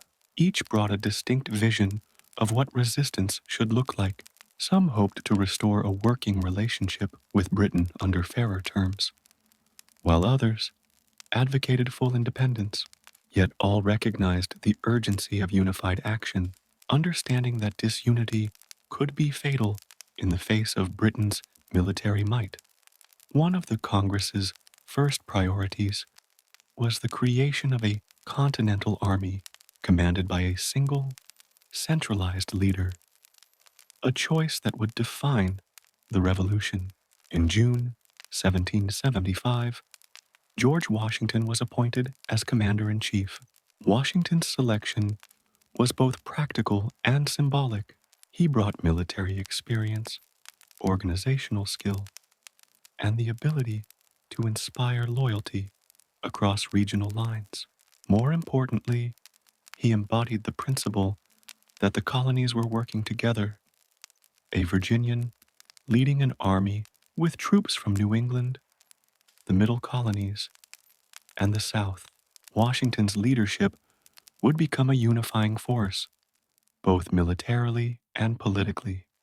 Simultaneously, the Congress faced the enormous challenge of funding the war. The colonies lacked a common currency, sufficient revenue streams, and a centralized taxation system. To address these needs, the Congress authorized the issuance of continental currency and negotiated loans both domestically and from European allies. These financial measures were imperfect. Inflation and counterfeiting soon became serious issues, but they were crucial in sustaining the revolutionary effort. The Congress also oversaw supply chains, troop movements, and communication networks, effectively functioning as a provisional government under extraordinary circumstances. As the war progressed, the question of independence loomed ever larger. Early in 1776, influential pamphlets such as Thomas Paine's Common Sense circulated widely, transforming public opinion. Paine's arguments were direct and accessible. The colonies had the natural right to self-govern. Monarchy was an outdated and oppressive institution, and independence was not only desirable, but inevitable. His words resonated deeply with a population that had endured years of taxation without representation, economic regulation, and military occupation. Paine's influence helped shift the conversation from conditional resistance to outright revolution, preparing colonists emotionally and ideologically for the decisive step that lay ahead. The drafting of the Declaration of Independence was the next monumental task. The Congress appointed a committee of 5 men, including Thomas Jefferson, John Adams, Benjamin Franklin, Roger Sherman, and Robert Livingston, to compose a formal statement of principles and grievances. Jefferson, chosen to write the first draft, drew on Enlightenment, philosophy, English legal tradition, and the unique experiences of the colonies. The resulting document articulated not merely a list of complaints, but a compelling vision of government: that all men are created equal, endowed with unalienable rights to life, liberty, and the pursuit of happiness, and that governments derive their just powers from the consent of the governed. The Declaration served multiple purposes. Politically, it justified the colonies' separation from Britain to both domestic and international audiences, asserting that the revolution was a moral and legal imperative rather than a mere rebellion. Psychologically, it galvanized colonial unity, providing a shared framework and language for resistance. Diplomatically, it signaled to foreign powers, particularly France and Spain, that the colonies were serious, organized, and deserving of recognition and support. It was both a bold statement and a carefully calculated strategy, balancing ideals, pragmatism, and persuasion. The document also highlighted the colony's grievances against King George III, enumerating abuses such as imposing taxes without consent, obstructing justice, dissolving legislatures, and maintaining standing armies in peacetime. These grievances reflected decades of tension and accumulated frustration, turning abstract principles into tangible, actionable claims. The Declaration was not merely theoretical, it was rooted in lived experience, the daily injustices and systemic pressures that had shaped colonial life for years. On July 4th, 1776, after debate, revision, and the formal vote of the Congress, the Declaration of Independence was adopted. This moment marked a profound transformation. The colonies now explicitly claimed sovereignty. They were no longer loyal British subjects seeking redress. They were a self-declared nation, bound by shared principles, collective will, and a willingness to defend their liberty by force if necessary. The adoption was both symbolic and practical, giving shape and legitimacy to the revolutionary struggle. In the months following its adoption, the Declaration circulated widely. It was read aloud in towns, printed in newspapers, and distributed to military units, inspiring soldiers, citizens, and allies alike. The words became a rallying cry, defining not just the immediate goals of the revolution, but the long-term ideals that would shape American identity. Independence was no longer an abstract possibility. It was an actionable reality that required organization, commitment, and sacrifice. The Second Continental Congress continued to function as a central authority throughout the war, managing military strategy, diplomacy, and governance. It negotiated alliances, most notably securing French support after the 1777 victory at Saratoga, which proved critical in sustaining the revolutionary effort. The Congress also coordinated state governments, established committees of correspondence, and gradually built the structures of a functioning national administration under extraordinary conditions. It demonstrated that the colonies could govern themselves collectively, a necessary precursor to the eventual formation of the United States. Ultimately, the Second Continental Congress and the Declaration of Independence represent both the intellectual and practical turning points of the American Revolution. They embodied the transition from protest to self-determination, from regional grievances to national identity, and from scattered militias to organized, sustained resistance.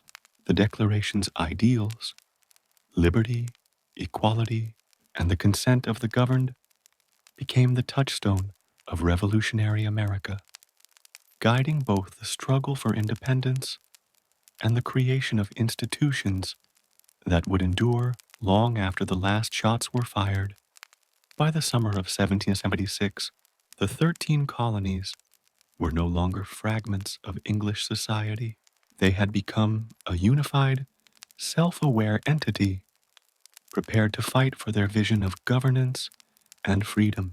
The combination of military preparation, intellectual rigor, and political organization established during this period laid the foundation for the United States, defining the principles, challenges, and aspirations that would guide the nation into an uncertain yet extraordinary future.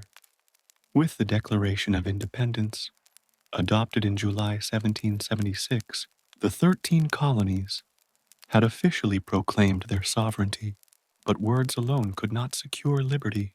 The American Revolution had entered a decisive phase, armed conflict on a scale and intensity that would test the resilience, ingenuity, and determination of the colonies. The war would be fought not only with muskets and cannons, but also with strategy, diplomacy, and the mobilization of an entire society. The first major military engagements revealed the harsh realities of revolutionary warfare. In the early months, the Continental Army faced severe challenges. It was poorly supplied, minimally trained, and composed largely of volunteers with varying levels of discipline. George Washington, as Commander-in-Chief, understood that the Army's survival depended on leadership, organization, and morale. He emphasized training, strict discipline, and the cultivation of unity, recognizing that the colony's numerical disadvantage would demand both strategic cunning and unwavering perseverance. The Battle of Bunker Hill in June of 1775, though technically a British victory, proved that colonial forces could stand against professional European troops. American militia fortified positions overlooking Boston, and when British forces launched frontal assaults, they suffered staggering casualties. The battle demonstrated that the revolution was not a fleeting rebellion, but a determined struggle capable of inflicting significant costs on the British. Psychologically, it emboldened the colonies and signaled to Britain that controlling the territory would be far from easy. As the war progressed, key turning points began to shape its trajectory. The New York and New Jersey campaigns of 1776, 1777 highlighted both the challenges and resilience of the Continental Army. British forces, under General William Howe, captured New York City, forcing Washington and his troops into a grueling retreat across New Jersey and into Pennsylvania. Morale among the troops was low, enlistments were expiring, and defeat seemed imminent. Yet Washington's leadership proved decisive. In December 1776, he executed a daring night crossing of the Delaware River, launching a surprise attack on Hessian forces in Trenton. This victory reinvigorated the army, provided crucial supplies, and restored confidence in the revolutionary cause. A week later, at Princeton, Washington achieved another critical victory, proving that strategic audacity could overcome material disadvantage. The conflict extended beyond the battlefield into diplomacy and international politics. Early in the war, the colonies sought foreign support to counterbalance Britain's superior military and naval power. The victory at the Battle of Saratoga in 1777 was a turning point in this regard. American forces, under General Horatio Gates, compelled the surrender of a significant British army. The triumph showcased the strategic capabilities of the Continental Army and demonstrated that the revolution had a viable chance of success. It also persuaded France to formally enter the war in 1778, providing money, troops, and a powerful naval presence. Spain and the Dutch Republic would eventually contribute indirectly, further globalizing the conflict and expanding the colony's strategic options. Southern campaigns, particularly in the Carolinas and Georgia, introduced a different kind of warfare. Loyalist militias, British regulars, and Continental forces engaged in a series of fluid, mobile battles characterized by guerrilla tactics, raids, and skirmishes across vast, challenging terrain. Leaders such as Francis Marion, the Swamp Fox, employed unconventional strategies that frustrated British forces and demonstrated the importance of adaptability and local knowledge. Southern victories, including those at Kings Mountain and Cowpens, helped shift the momentum and ultimately weakened British control in the region. Naval engagements also played a pivotal role. While the British Navy dominated the Atlantic, colonial privateers and the eventual French fleet disrupted supply lines, protected key ports, and provided critical support for combined land operations. The coordination between Continental forces and French allies culminated in the decisive siege of Yorktown in 1781. General Cornwallis's surrender at Yorktown, aided by Washington's strategic positioning and the French naval blockade, effectively ended large-scale military operations in favor of the colonies. The battle illustrated the Revolution's reliance not only on courage and strategy, but also on international alliances, logistics, and the integration of multiple theaters of conflict. The Revolutionary War was as much a social and ideological struggle as a military one. The colony's population was divided. Patriots supported independence, loyalists remained faithful to Britain, and many sought to avoid conflict altogether. Loyalists often faced property confiscation, social ostracism, and even violence. Enslaved Africans, too, navigated complex choices as both British and colonial forces offered promises of freedom in exchange for service. Indigenous nations weighed alliances carefully, seeking to protect their lands and sovereignty amid the upheaval. These internal dynamics complicated military planning, governance, and post-war settlement, highlighting the multidimensional nature of the revolution. Economically, the war strained colonial resources. Food shortages, inflation, and supply disruptions were constant challenges, requiring ingenuity and adaptation. Local militias and communities often organized production, shared resources, and supported soldiers at the front. These grassroots efforts, combined with the organizational capabilities of the Continental Congress, allowed the colonies to sustain a protracted struggle despite material disadvantages. The revolution was not won solely by generals and battles. It was sustained by the labor, ingenuity, and resilience of everyday colonists. By the end of the war, the colonies had transformed dramatically.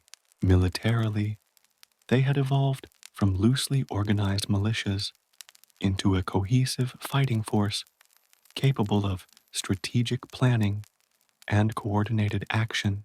Politically, the experience of collective governance through the Continental Congress demonstrated the viability of self-rule. Socially, the conflict reshaped relationships between regions, classes, and communities, fostering a shared sense of identity rooted in the ideals of liberty and self-determination.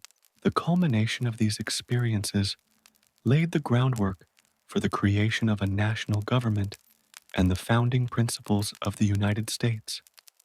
The Revolutionary War was, in essence, a crucible. It tested the colonies' endurance, ingenuity, and unity against a formidable imperial power.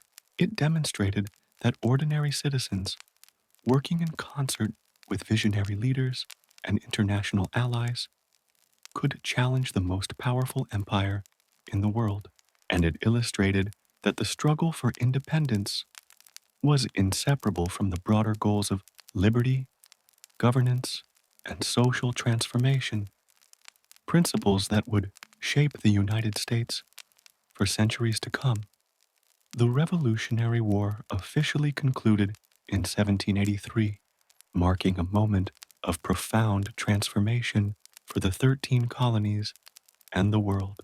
The conflict that had begun with skirmishes in Massachusetts and escalated into a continent-wide struggle for independence now reached its formal conclusion with the signing of the Treaty of Paris.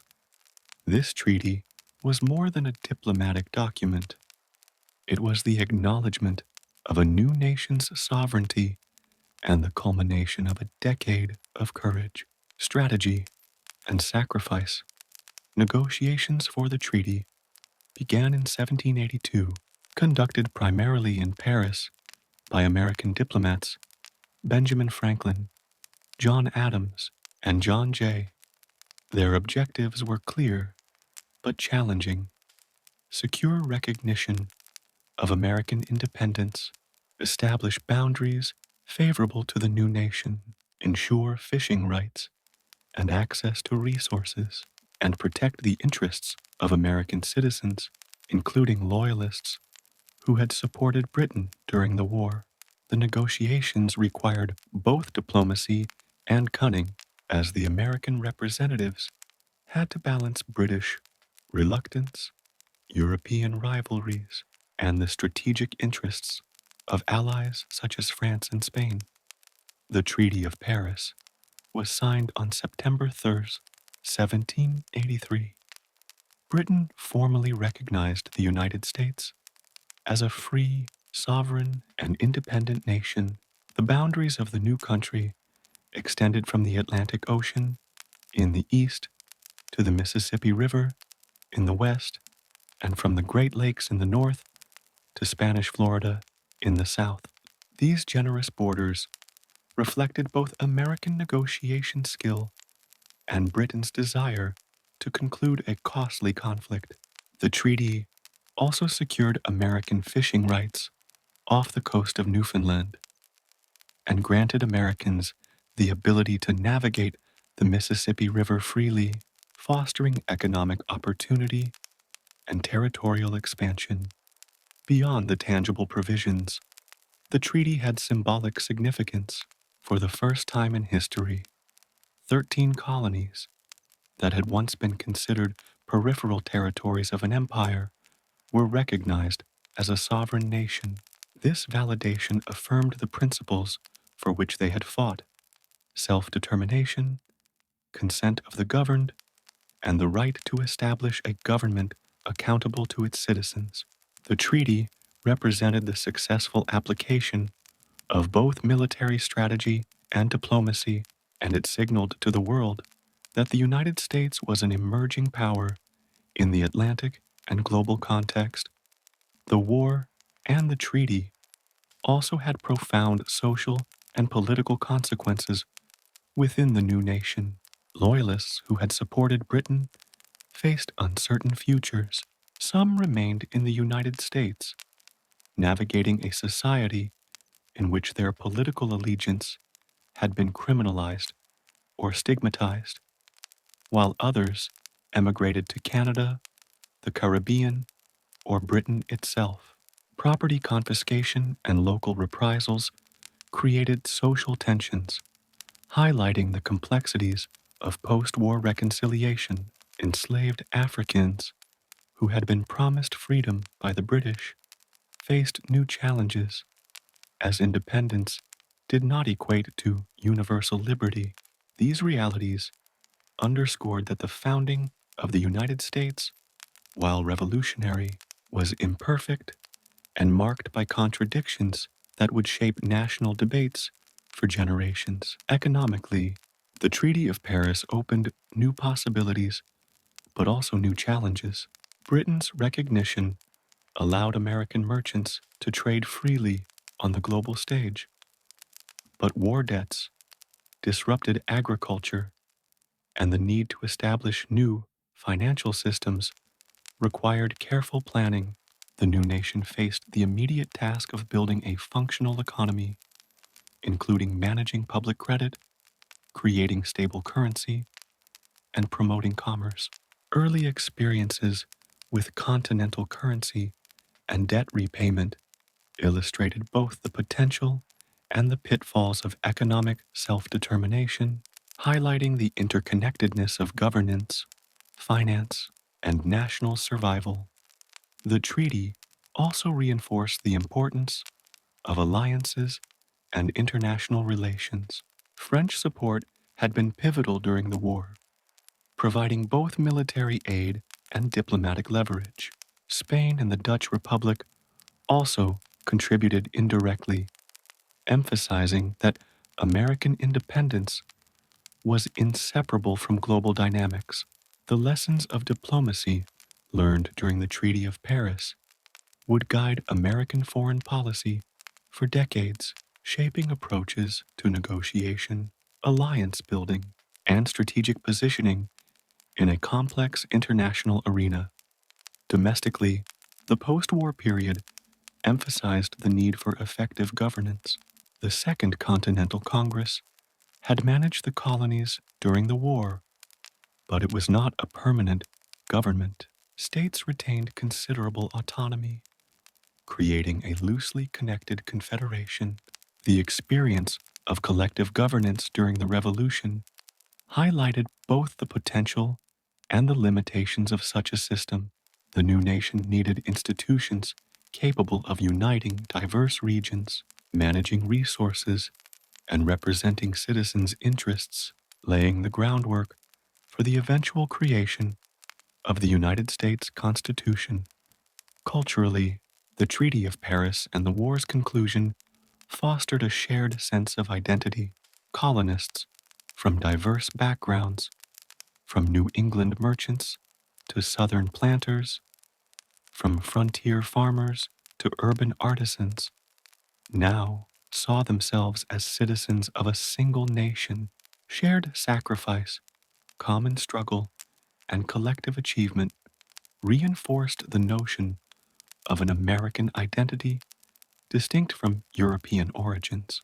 The Revolution had transformed local communities, townships, and colonies into a united entity with common values, goals, and responsibilities.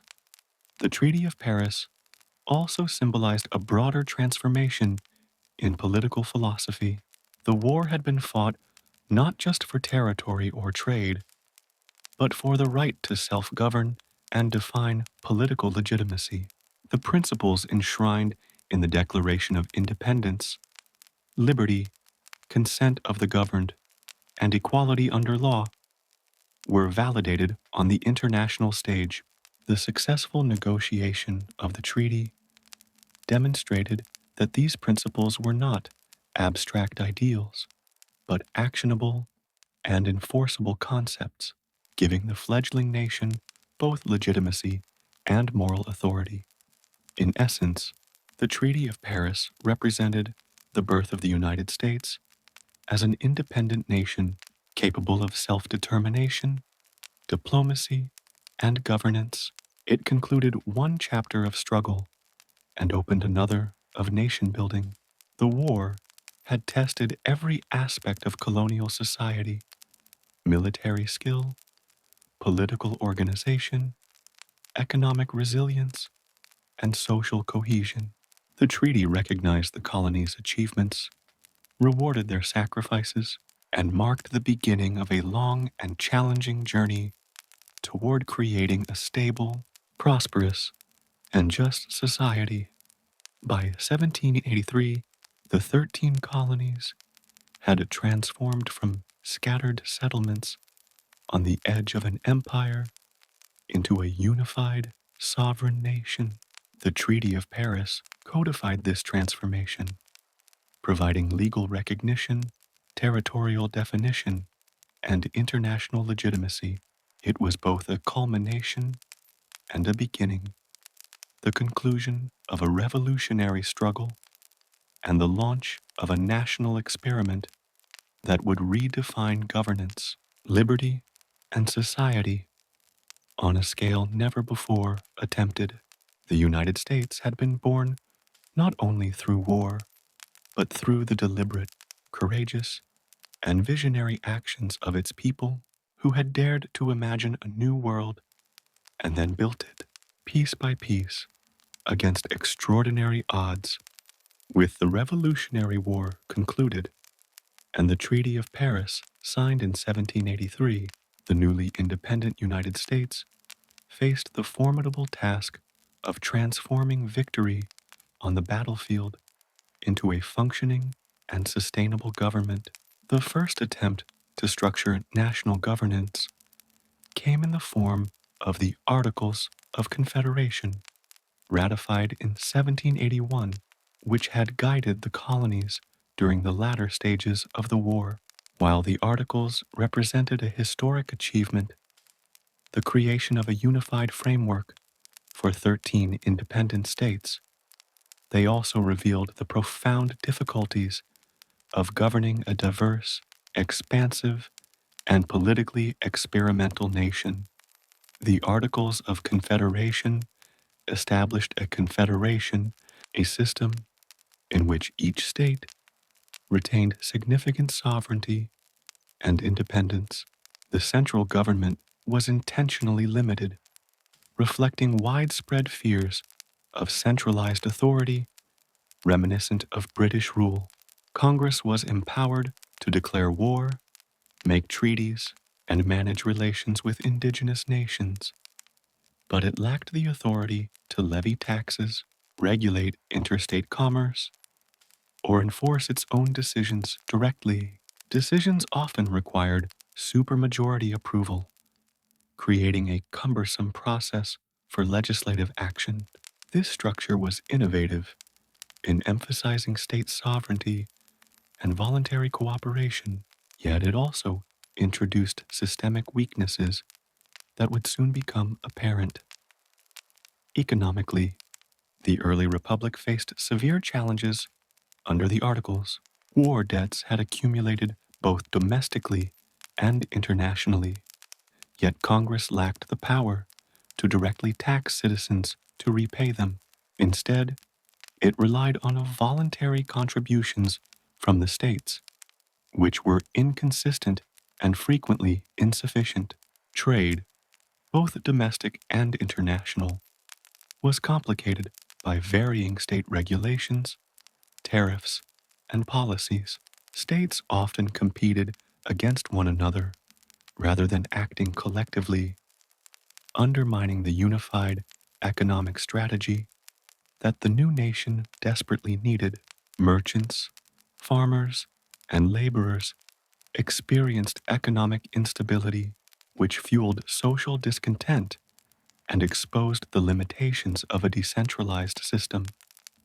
Diplomatically, the Articles also posed difficulties.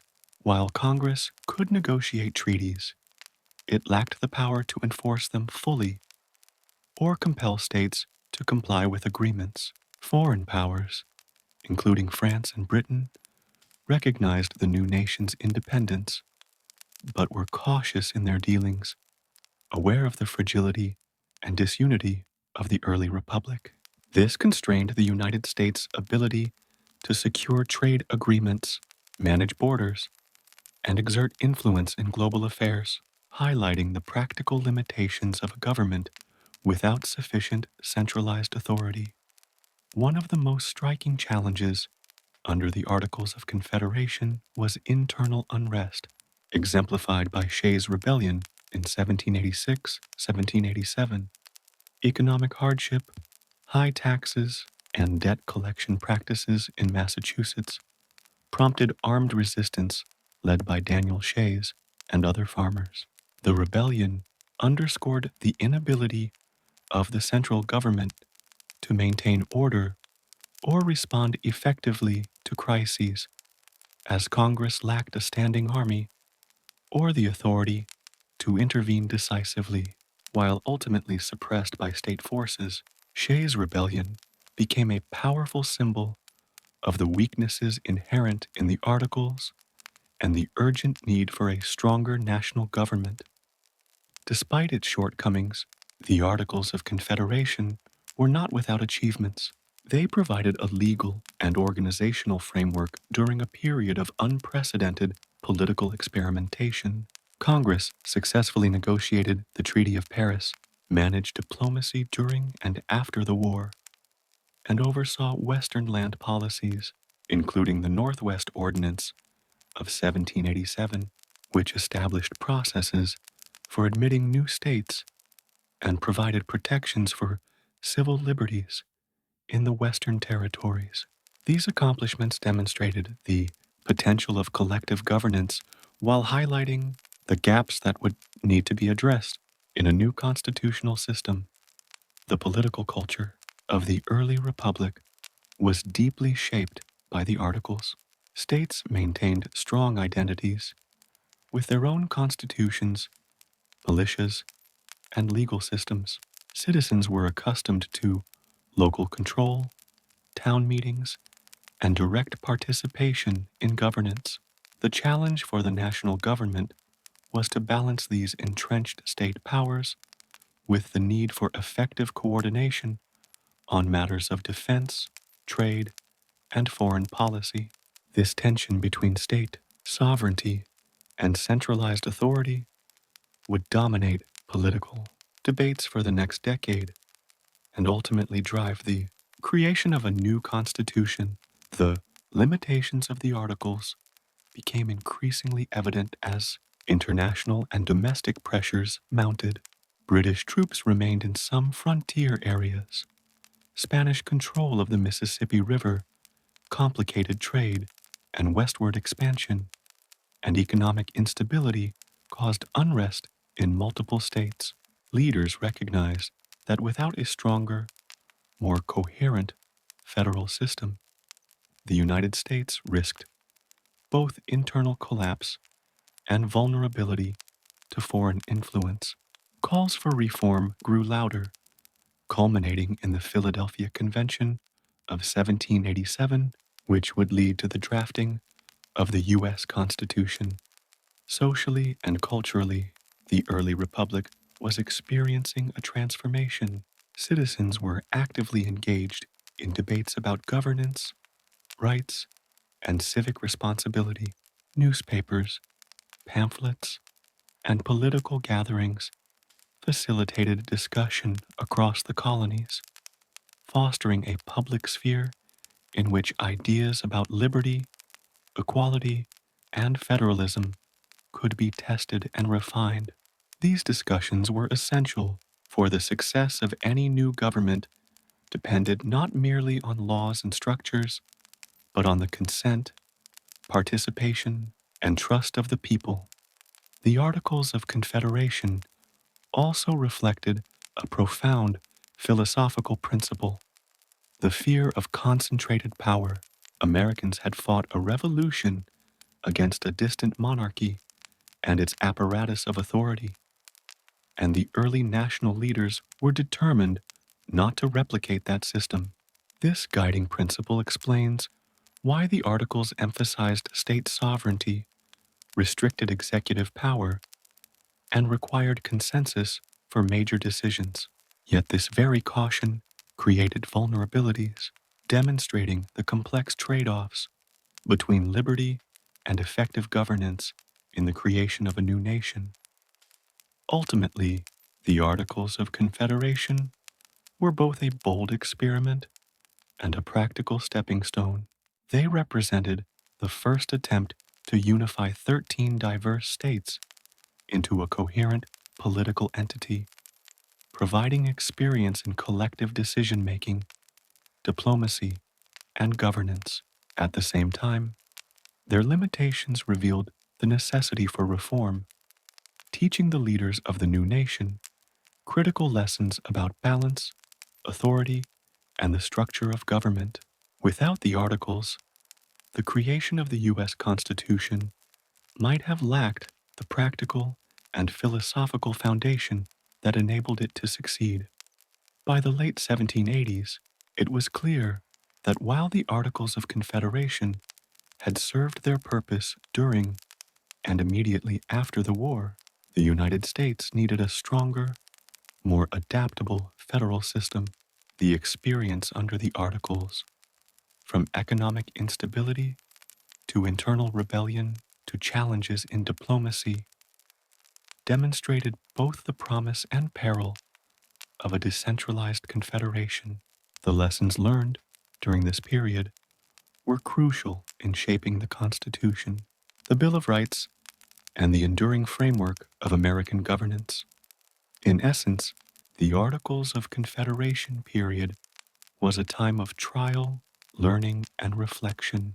It tested the limits of voluntary cooperation, revealed the challenges of self-rule, and highlighted the complex interplay between state and national authority.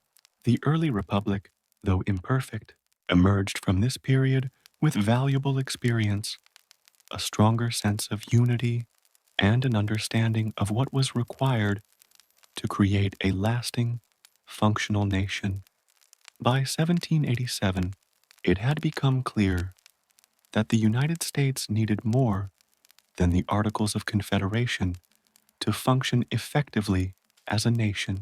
The weaknesses of the Confederation, from its inability to levy taxes, to maintain a standing army, to interstate trade disputes and internal unrest, had exposed the fragility of the young republic. In response, delegates from 12 states convened in Philadelphia, gathering in what would become known as the Constitutional Convention, tasked with drafting a new framework for governance capable of balancing liberty, order, and unity. The convention assembled in May 1787 in the Pennsylvania State House, a building now celebrated as Independence Hall. The delegates represented a remarkable spectrum of experience, education, and perspective. Figures such as George Washington, who presided over the convention, brought authority and gravitas, while others, like James Madison and Alexander Hamilton, provided intellectual rigor and a vision for strong national governance. Benjamin Franklin's calm wisdom and negotiation skills helped bridge divides, and delegates brought a wide range of ideas shaped by experiences under the Articles of Confederation, Enlightenment philosophy, and lessons learned from both European political systems and colonial self-governance. From the outset, the convention was marked by tension and debate. Delegates differed sharply on the proper balance of power between the states and the national government. Some, known as Federalists, argued for a strong centralized authority capable of regulating commerce, raising revenue, and providing national defense. Others, called Anti-Federalists, feared that excessive central power could replicate the tyranny of Britain and threaten individual liberties. The challenge was not merely theoretical. The future stability of the United States depended on reconciling these opposing visions. One of the first major debates concerned representation in the national legislature. Large states, like Virginia, favored proportional representation based on population, ensuring their influence reflected their size. Smaller states, like Delaware and New Jersey, feared being overshadowed and sought equal representation regardless of population. The resolution, known as the Great Compromise, established a bicameral legislature, the House of Representatives, apportioned by population, and the Senate, providing equal representation for each state. This solution balanced competing interests and demonstrated the convention's commitment to negotiation and practical compromise. Another contentious issue was the status of slavery and the counting of enslaved populations. Southern states wanted enslaved individuals counted fully for representation, increasing their influence in the House, while northern states opposed this, arguing that enslaved people had no political rights. The resulting 3/5 compromise counted 3/5 of the enslaved population for purposes of representation and taxation, a pragmatic but morally complex solution that would have profound consequences for the nation's history. The debate underscored the tension between principles of liberty and the economic and political realities of the time. The convention also addressed executive power, a central question given the recent experience under the weak Articles of Confederation.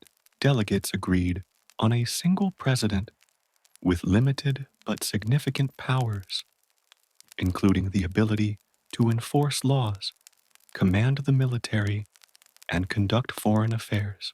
The president would be elected through an electoral college, balancing popular input with safeguards against what delegates perceived as potential excesses of direct democracy. These decisions reflected a careful calibration of authority designed to prevent tyranny while ensuring effective governance. Judicial power was another key concern.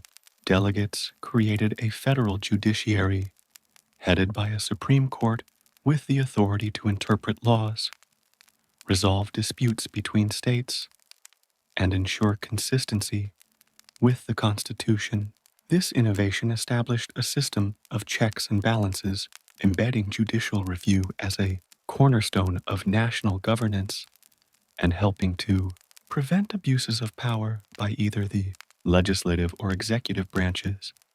The convention also implemented a system of checks and balances, dividing authority among three branches of government: legislative, executive, and judicial. This framework ensured that no single branch could dominate, while also providing mechanisms for accountability and stability.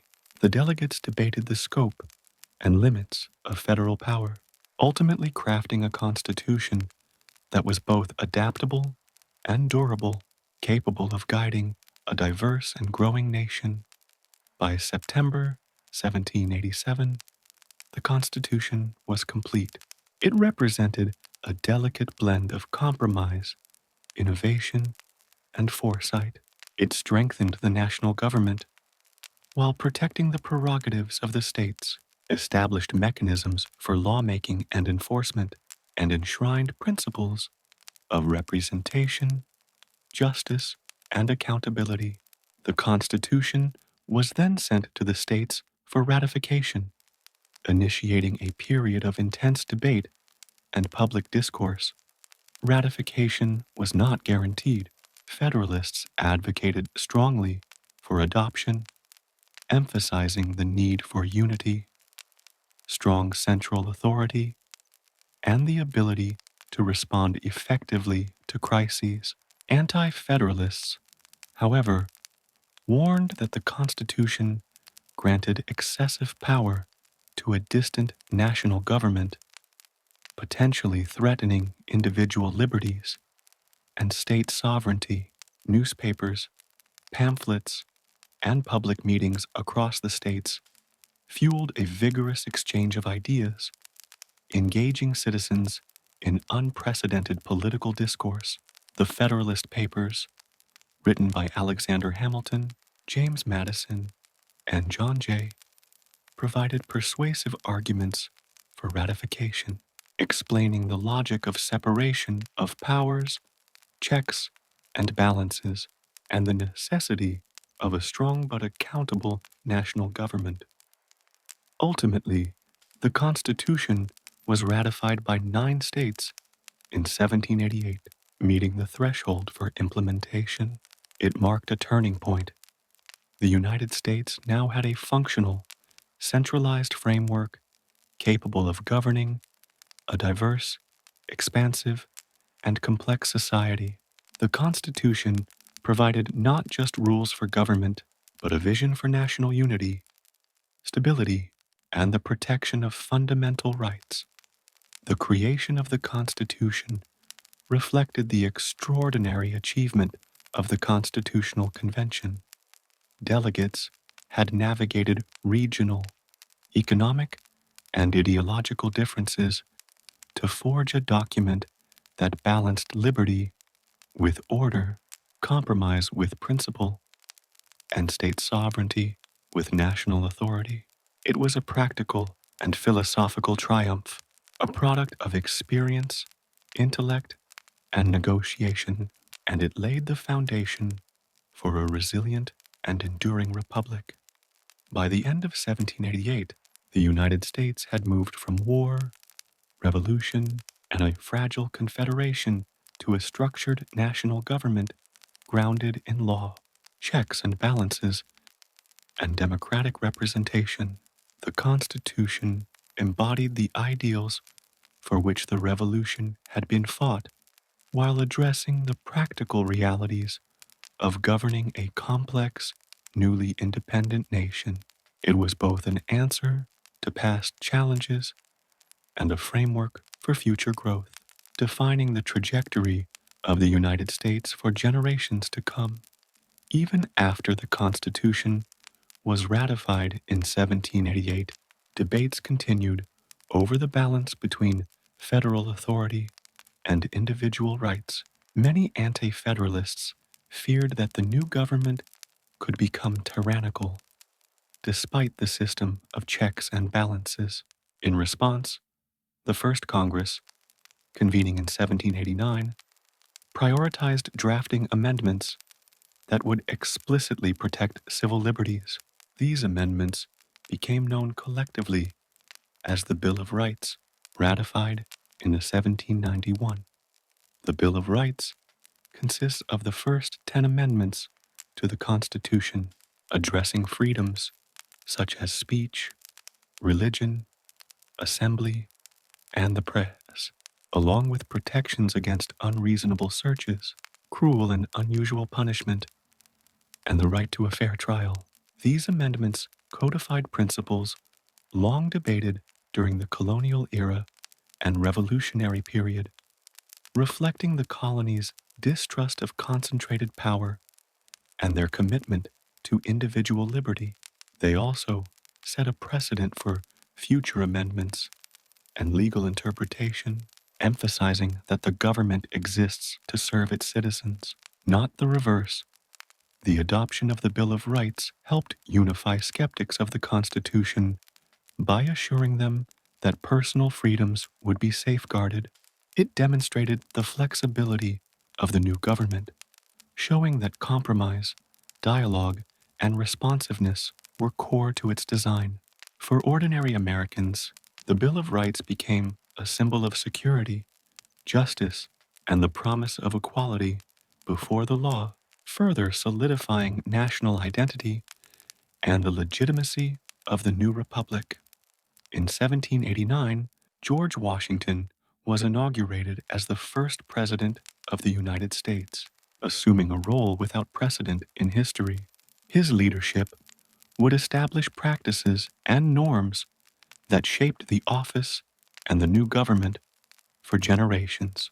Washington's presidency balanced authority with humility, demonstrating that the executive could wield power responsibly without threatening liberty.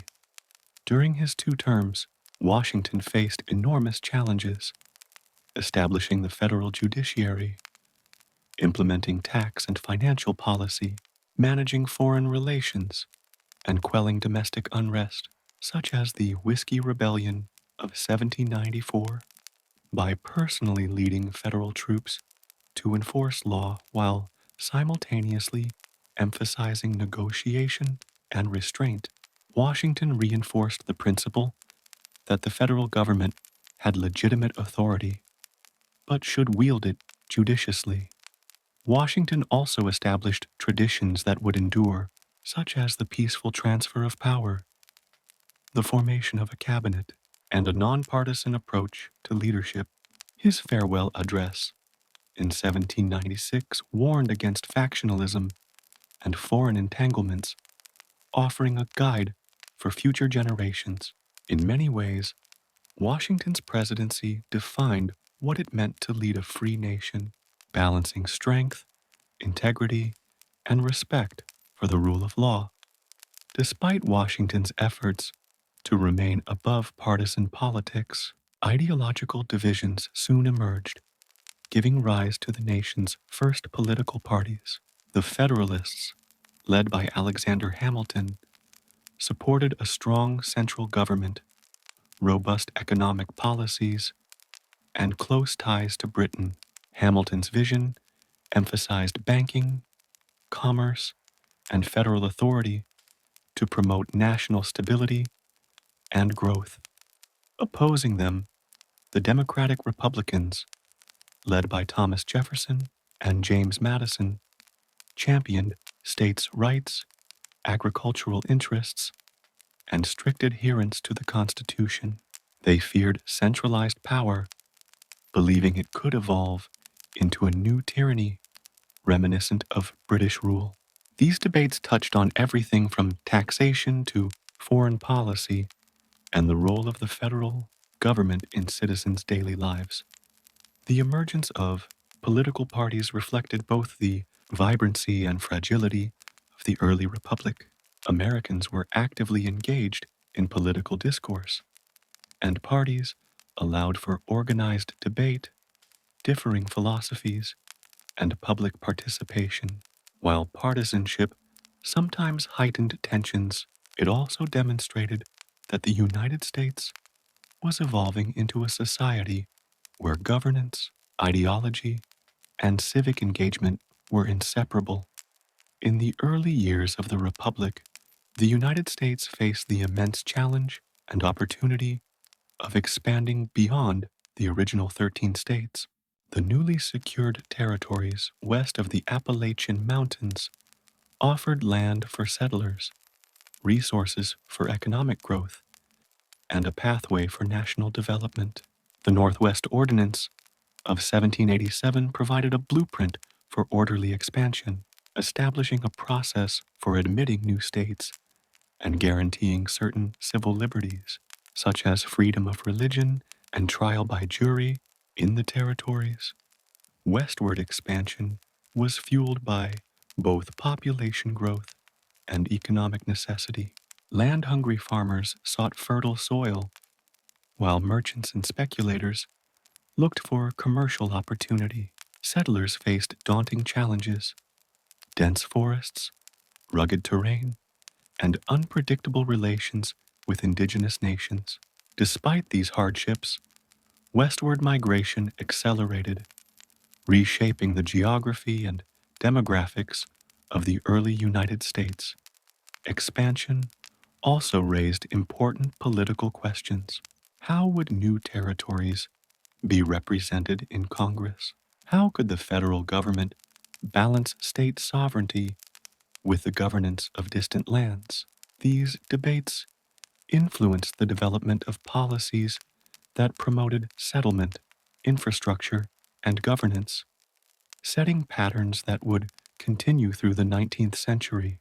Westward expansion, while offering promise, also introduced tensions over land distribution, native displacement, and the extension of slavery, issues that would echo through American history.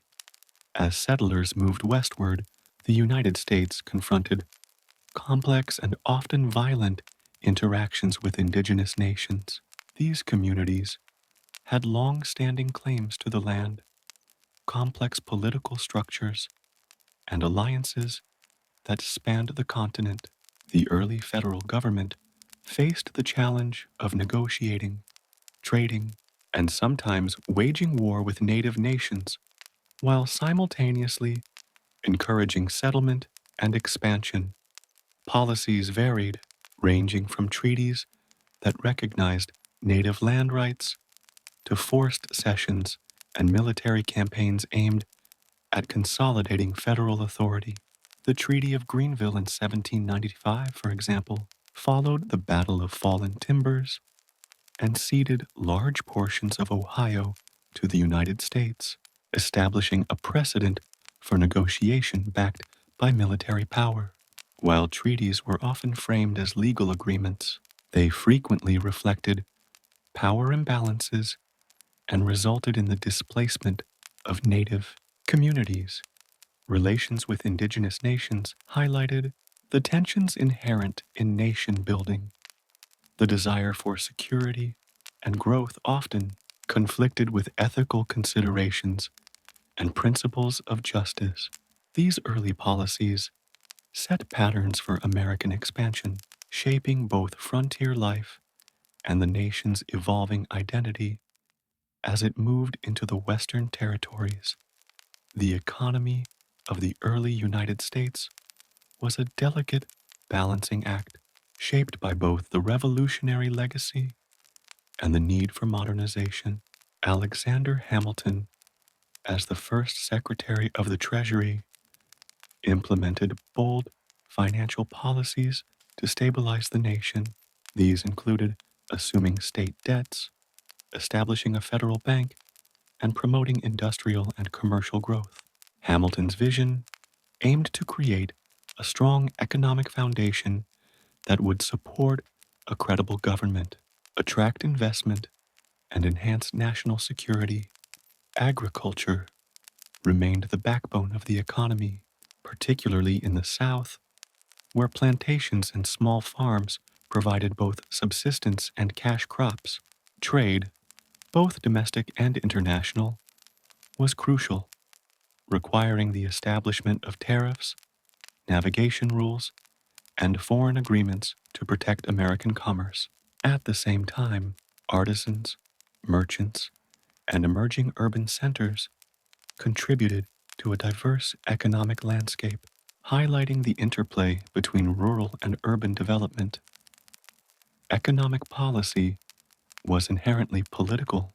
Hamilton's proposals sparked fierce debate with Thomas Jefferson and the Democratic Republicans, who feared that a strong financial system would favor elites and undermine agrarian interests.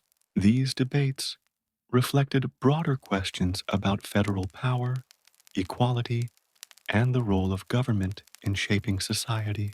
The early national economy, though fragile, laid the foundation for future growth, demonstrating the importance of financial innovation, compromise, and national coordination. In the early years of the United States, foreign policy presented one of the most pressing challenges for the new republic. The nation was emerging from a war, financially fragile and militarily limited, yet it faced the complex dynamics of European politics. Britain, although defeated in the Revolution, maintained forts in the Northwest and sought to restrict American trade. Spain controlled key territories in the South and along the Mississippi River, while France, despite its assistance during the Revolution, had its own geopolitical interests. George Washington's administration pursued a cautious approach, emphasizing neutrality in European conflicts. The proclamation of neutrality in 1793 sought to prevent the young nation from being drawn into wars between Britain and France. Even as both sides pressured the United States for support, diplomats like John Jay negotiated agreements, including Jay's treaty with Britain, which addressed outstanding debts, trade disputes, and the evacuation of forts. While controversial domestically, these measures underscored the delicate balancing act required to protect sovereignty while maintaining peace and economic stability. Foreign policy in this period was inseparable from domestic politics. Americans debated the role of alliances, the interpretation of neutrality, and the power of the federal government to negotiate and enforce treaties. Early decisions established precedents for American engagement abroad, emphasizing pragmatism, diplomacy, and the prioritization of national security and growth over ideological alignment. Even as Washington sought unity, ideological divisions deepened, giving rise to organized political factions that would shape American politics for decades. The Federalists, led by Alexander Hamilton, advocated for a strong central government, commercial and industrial development, and policies that reinforced national authority. The Democratic Republicans, led by Thomas Jefferson and James Madison, championed states' rights, agricultural interests, and a limited federal government. These factions influenced nearly every aspect of governance, from financial policy to foreign affairs. Hamilton's financial programs, including the establishment of the Bank of the United States, were opposed by Democratic Republicans who feared centralization and the empowerment of elites. Foreign relations, particularly regarding France and Britain, also split opinion, with Democrats favoring revolutionary France and Federalists advocating cautious alignment with Britain. The rise of political factions reflected the vibrancy of American democracy. Citizens engaged in debates through newspapers, pamphlets, and public meetings, shaping the nation's political culture. While factionalism sometimes intensified conflict, it also promoted accountability, participation, and the development of institutionalized political discourse, a cornerstone of the Republic's enduring resilience. The first decades of the United States established patterns, institutions, and principles that continue to shape the nation. The Revolutionary period and the early Republic created a framework for governance that balanced liberty, federal authority, and democratic participation. Innovations such as the Constitution, the Bill of Rights, and the establishment of executive and judicial institutions provided both stability and flexibility, allowing the young nation to grow and adapt. The early republic also highlighted enduring challenges, managing political divisions, balancing state and federal power, navigating foreign threats, and promoting economic growth.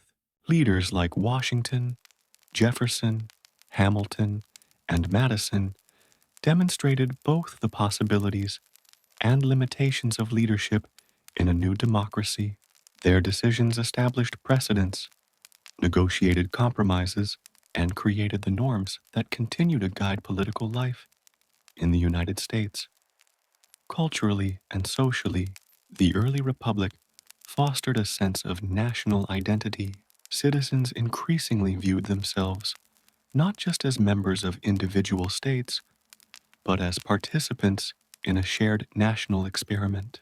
Public debate, civic engagement, and the assertion of rights became central to American life. The legacy of this period lies not only in the institutions established, but also in the values, practices, and resilience that define the United States, setting the stage for its evolution into a mature and enduring republic. Education and intellectual life in the early republic were central to shaping a new democratic society. The revolutionary ideals of liberty, citizenship, and civic responsibility created a profound interest in cultivating an informed populace capable of participating in governance. Across the states, institutions of higher learning, private academies, and local schools emerged to educate young Americans in both practical and philosophical subjects. Universities such as Harvard, Yale, and Princeton adapted to the post-revolutionary context, expanding curricula to include political theory, law, and the natural sciences, Enlightenment ideas, emphasizing reason, individual rights, and empirical knowledge, influenced teaching, debate, and the formation of civic values. Citizens were encouraged to read widely, discuss ideas publicly, and engage critically with matters of governance, reflecting a belief that education was essential to sustaining liberty. The spread of newspapers, pamphlets, and journals further enriched intellectual life. Writers and thinkers engaged in public debate about finance, foreign policy, and constitutional interpretation, shaping both elite and popular opinions. Literacy became more valued as a tool of empowerment, and educational initiatives laid the foundation for civic engagement and a participatory culture that would define the United States' democratic identity in the years to come. Women in the early republic occupied complex and evolving roles. While political rights were largely denied, women exerted influence through family, community, education, and social organizations. The Revolution and the Founding Era fostered the concept of Republican motherhood, emphasizing women's responsibility to cultivate virtuous, informed citizens capable of sustaining democracy.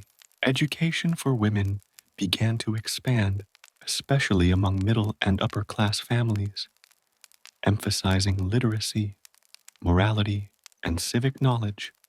Women also played practical roles in the war and early nation building, managing households, farms, and businesses in the absence of men engaged in military or political service.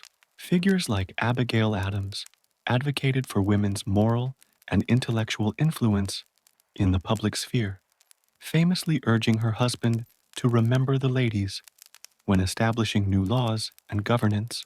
While legal and political limitations persisted, the early republic saw the emergence of women as key participants in shaping society, morality, and civic culture, laying groundwork for future debates on rights and equality.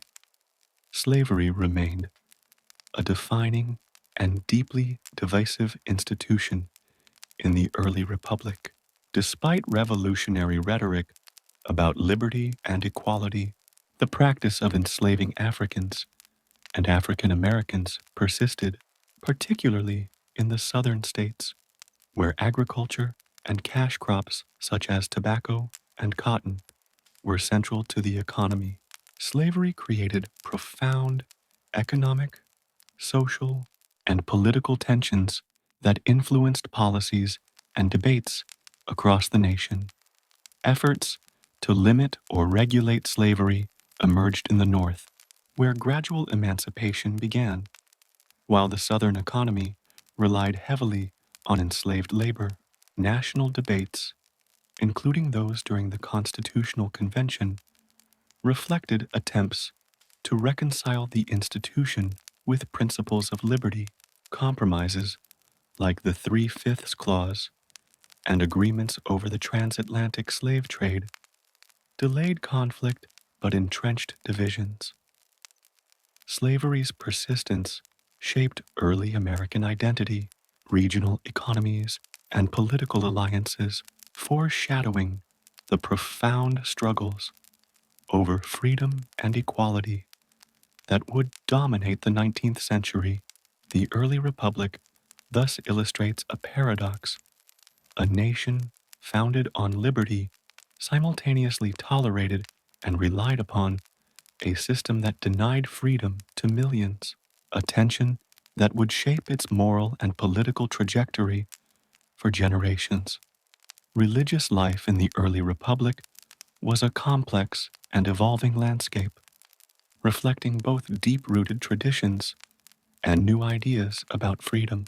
The separation of church and state became a defining principle, influenced by Enlightenment, philosophy, colonial experience, and revolutionary ideals. Leaders such as Thomas Jefferson and James Madison argued that government should not establish or favor any particular religion, ensuring liberty of conscience for all citizens. The Virginia Statute for Religious Freedom, drafted by Jefferson in 1777 and enacted in 1786, became a model for the nation, guaranteeing freedom of worship and prohibiting government interference in religious practice. Similar protections were later incorporated into the First Amendment of the Constitution, laying the legal foundation for a pluralistic religious society. Religious diversity flourished, including various Protestant denominations, Catholics, Jews, and smaller sects. Churches often served as centers for community, education, and moral guidance, influencing local governance and civic life. Religious debates extended beyond doctrine to issues of morality, social responsibility, and civic virtue. The early republic established a model in which religion could shape culture and ethics without dominating political structures, balancing freedom with social cohesion. The judiciary, and particularly the Supreme Court, emerged as a critical pillar of governance in the early republic. Under the Constitution, the judicial branch was designed to interpret laws, resolve disputes between states, and safeguard the Constitution itself. The Judiciary Act of 1789 established the federal court system, including district courts, circuit courts, and the Supreme Court, providing structure and legitimacy to the judicial process. Chief Justice John Jay led the court in its formative years, establishing precedents that would define federal authority and judicial independence. Landmark cases during this period clarified the balance between state and federal power, outlined procedural norms, and reinforced the principle that the judiciary could act as a check on legislative and executive authority. The Supreme Court's development demonstrated the foresight of the Constitution's framers. A separate, impartial judiciary could uphold justice, protect rights, and ensure stability by interpreting the law in alignment with constitutional principles. The early judiciary reinforced the legitimacy of the federal system and provided a foundation for an evolving nation governed by law rather than whim. Building a nation required more than laws and governance. It demanded infrastructure to connect people, goods, and ideas. Roads, canals, and early turnpikes were essential to fostering commerce, supporting migration, and strengthening national unity. The federal and state governments faced the challenge of financing projects while balancing local autonomy with national priorities. Significant projects included early turnpikes in the Northeast and the Cumberland Road, which would later become part of the National Road, linking eastern cities to western territories. Canals, like those later seen in New York, facilitated the movement of agricultural products to markets, stimulating economic growth and encouraging settlement along waterways. Transportation advancements also influenced social and political life. Improved connectivity allowed ideas, newspapers, and political discourse to circulate more freely, enhancing civic participation. Commerce expanded, regional markets became integrated, and citizens began to perceive themselves as part of a unified, interconnected nation rather than isolated states. Infrastructure, in essence, was both practical and symbolic, a demonstration of national ambition, coordination, and the forward-looking vision of the early republic. Now, with a smile on your face, you will have a good understanding of the founding of the United States, a story of struggle, vision, and the birth of a nation. May its lessons of courage and perseverance accompany you into peaceful dreams tonight. Good night, dear friend. Sleep well, and see you next time.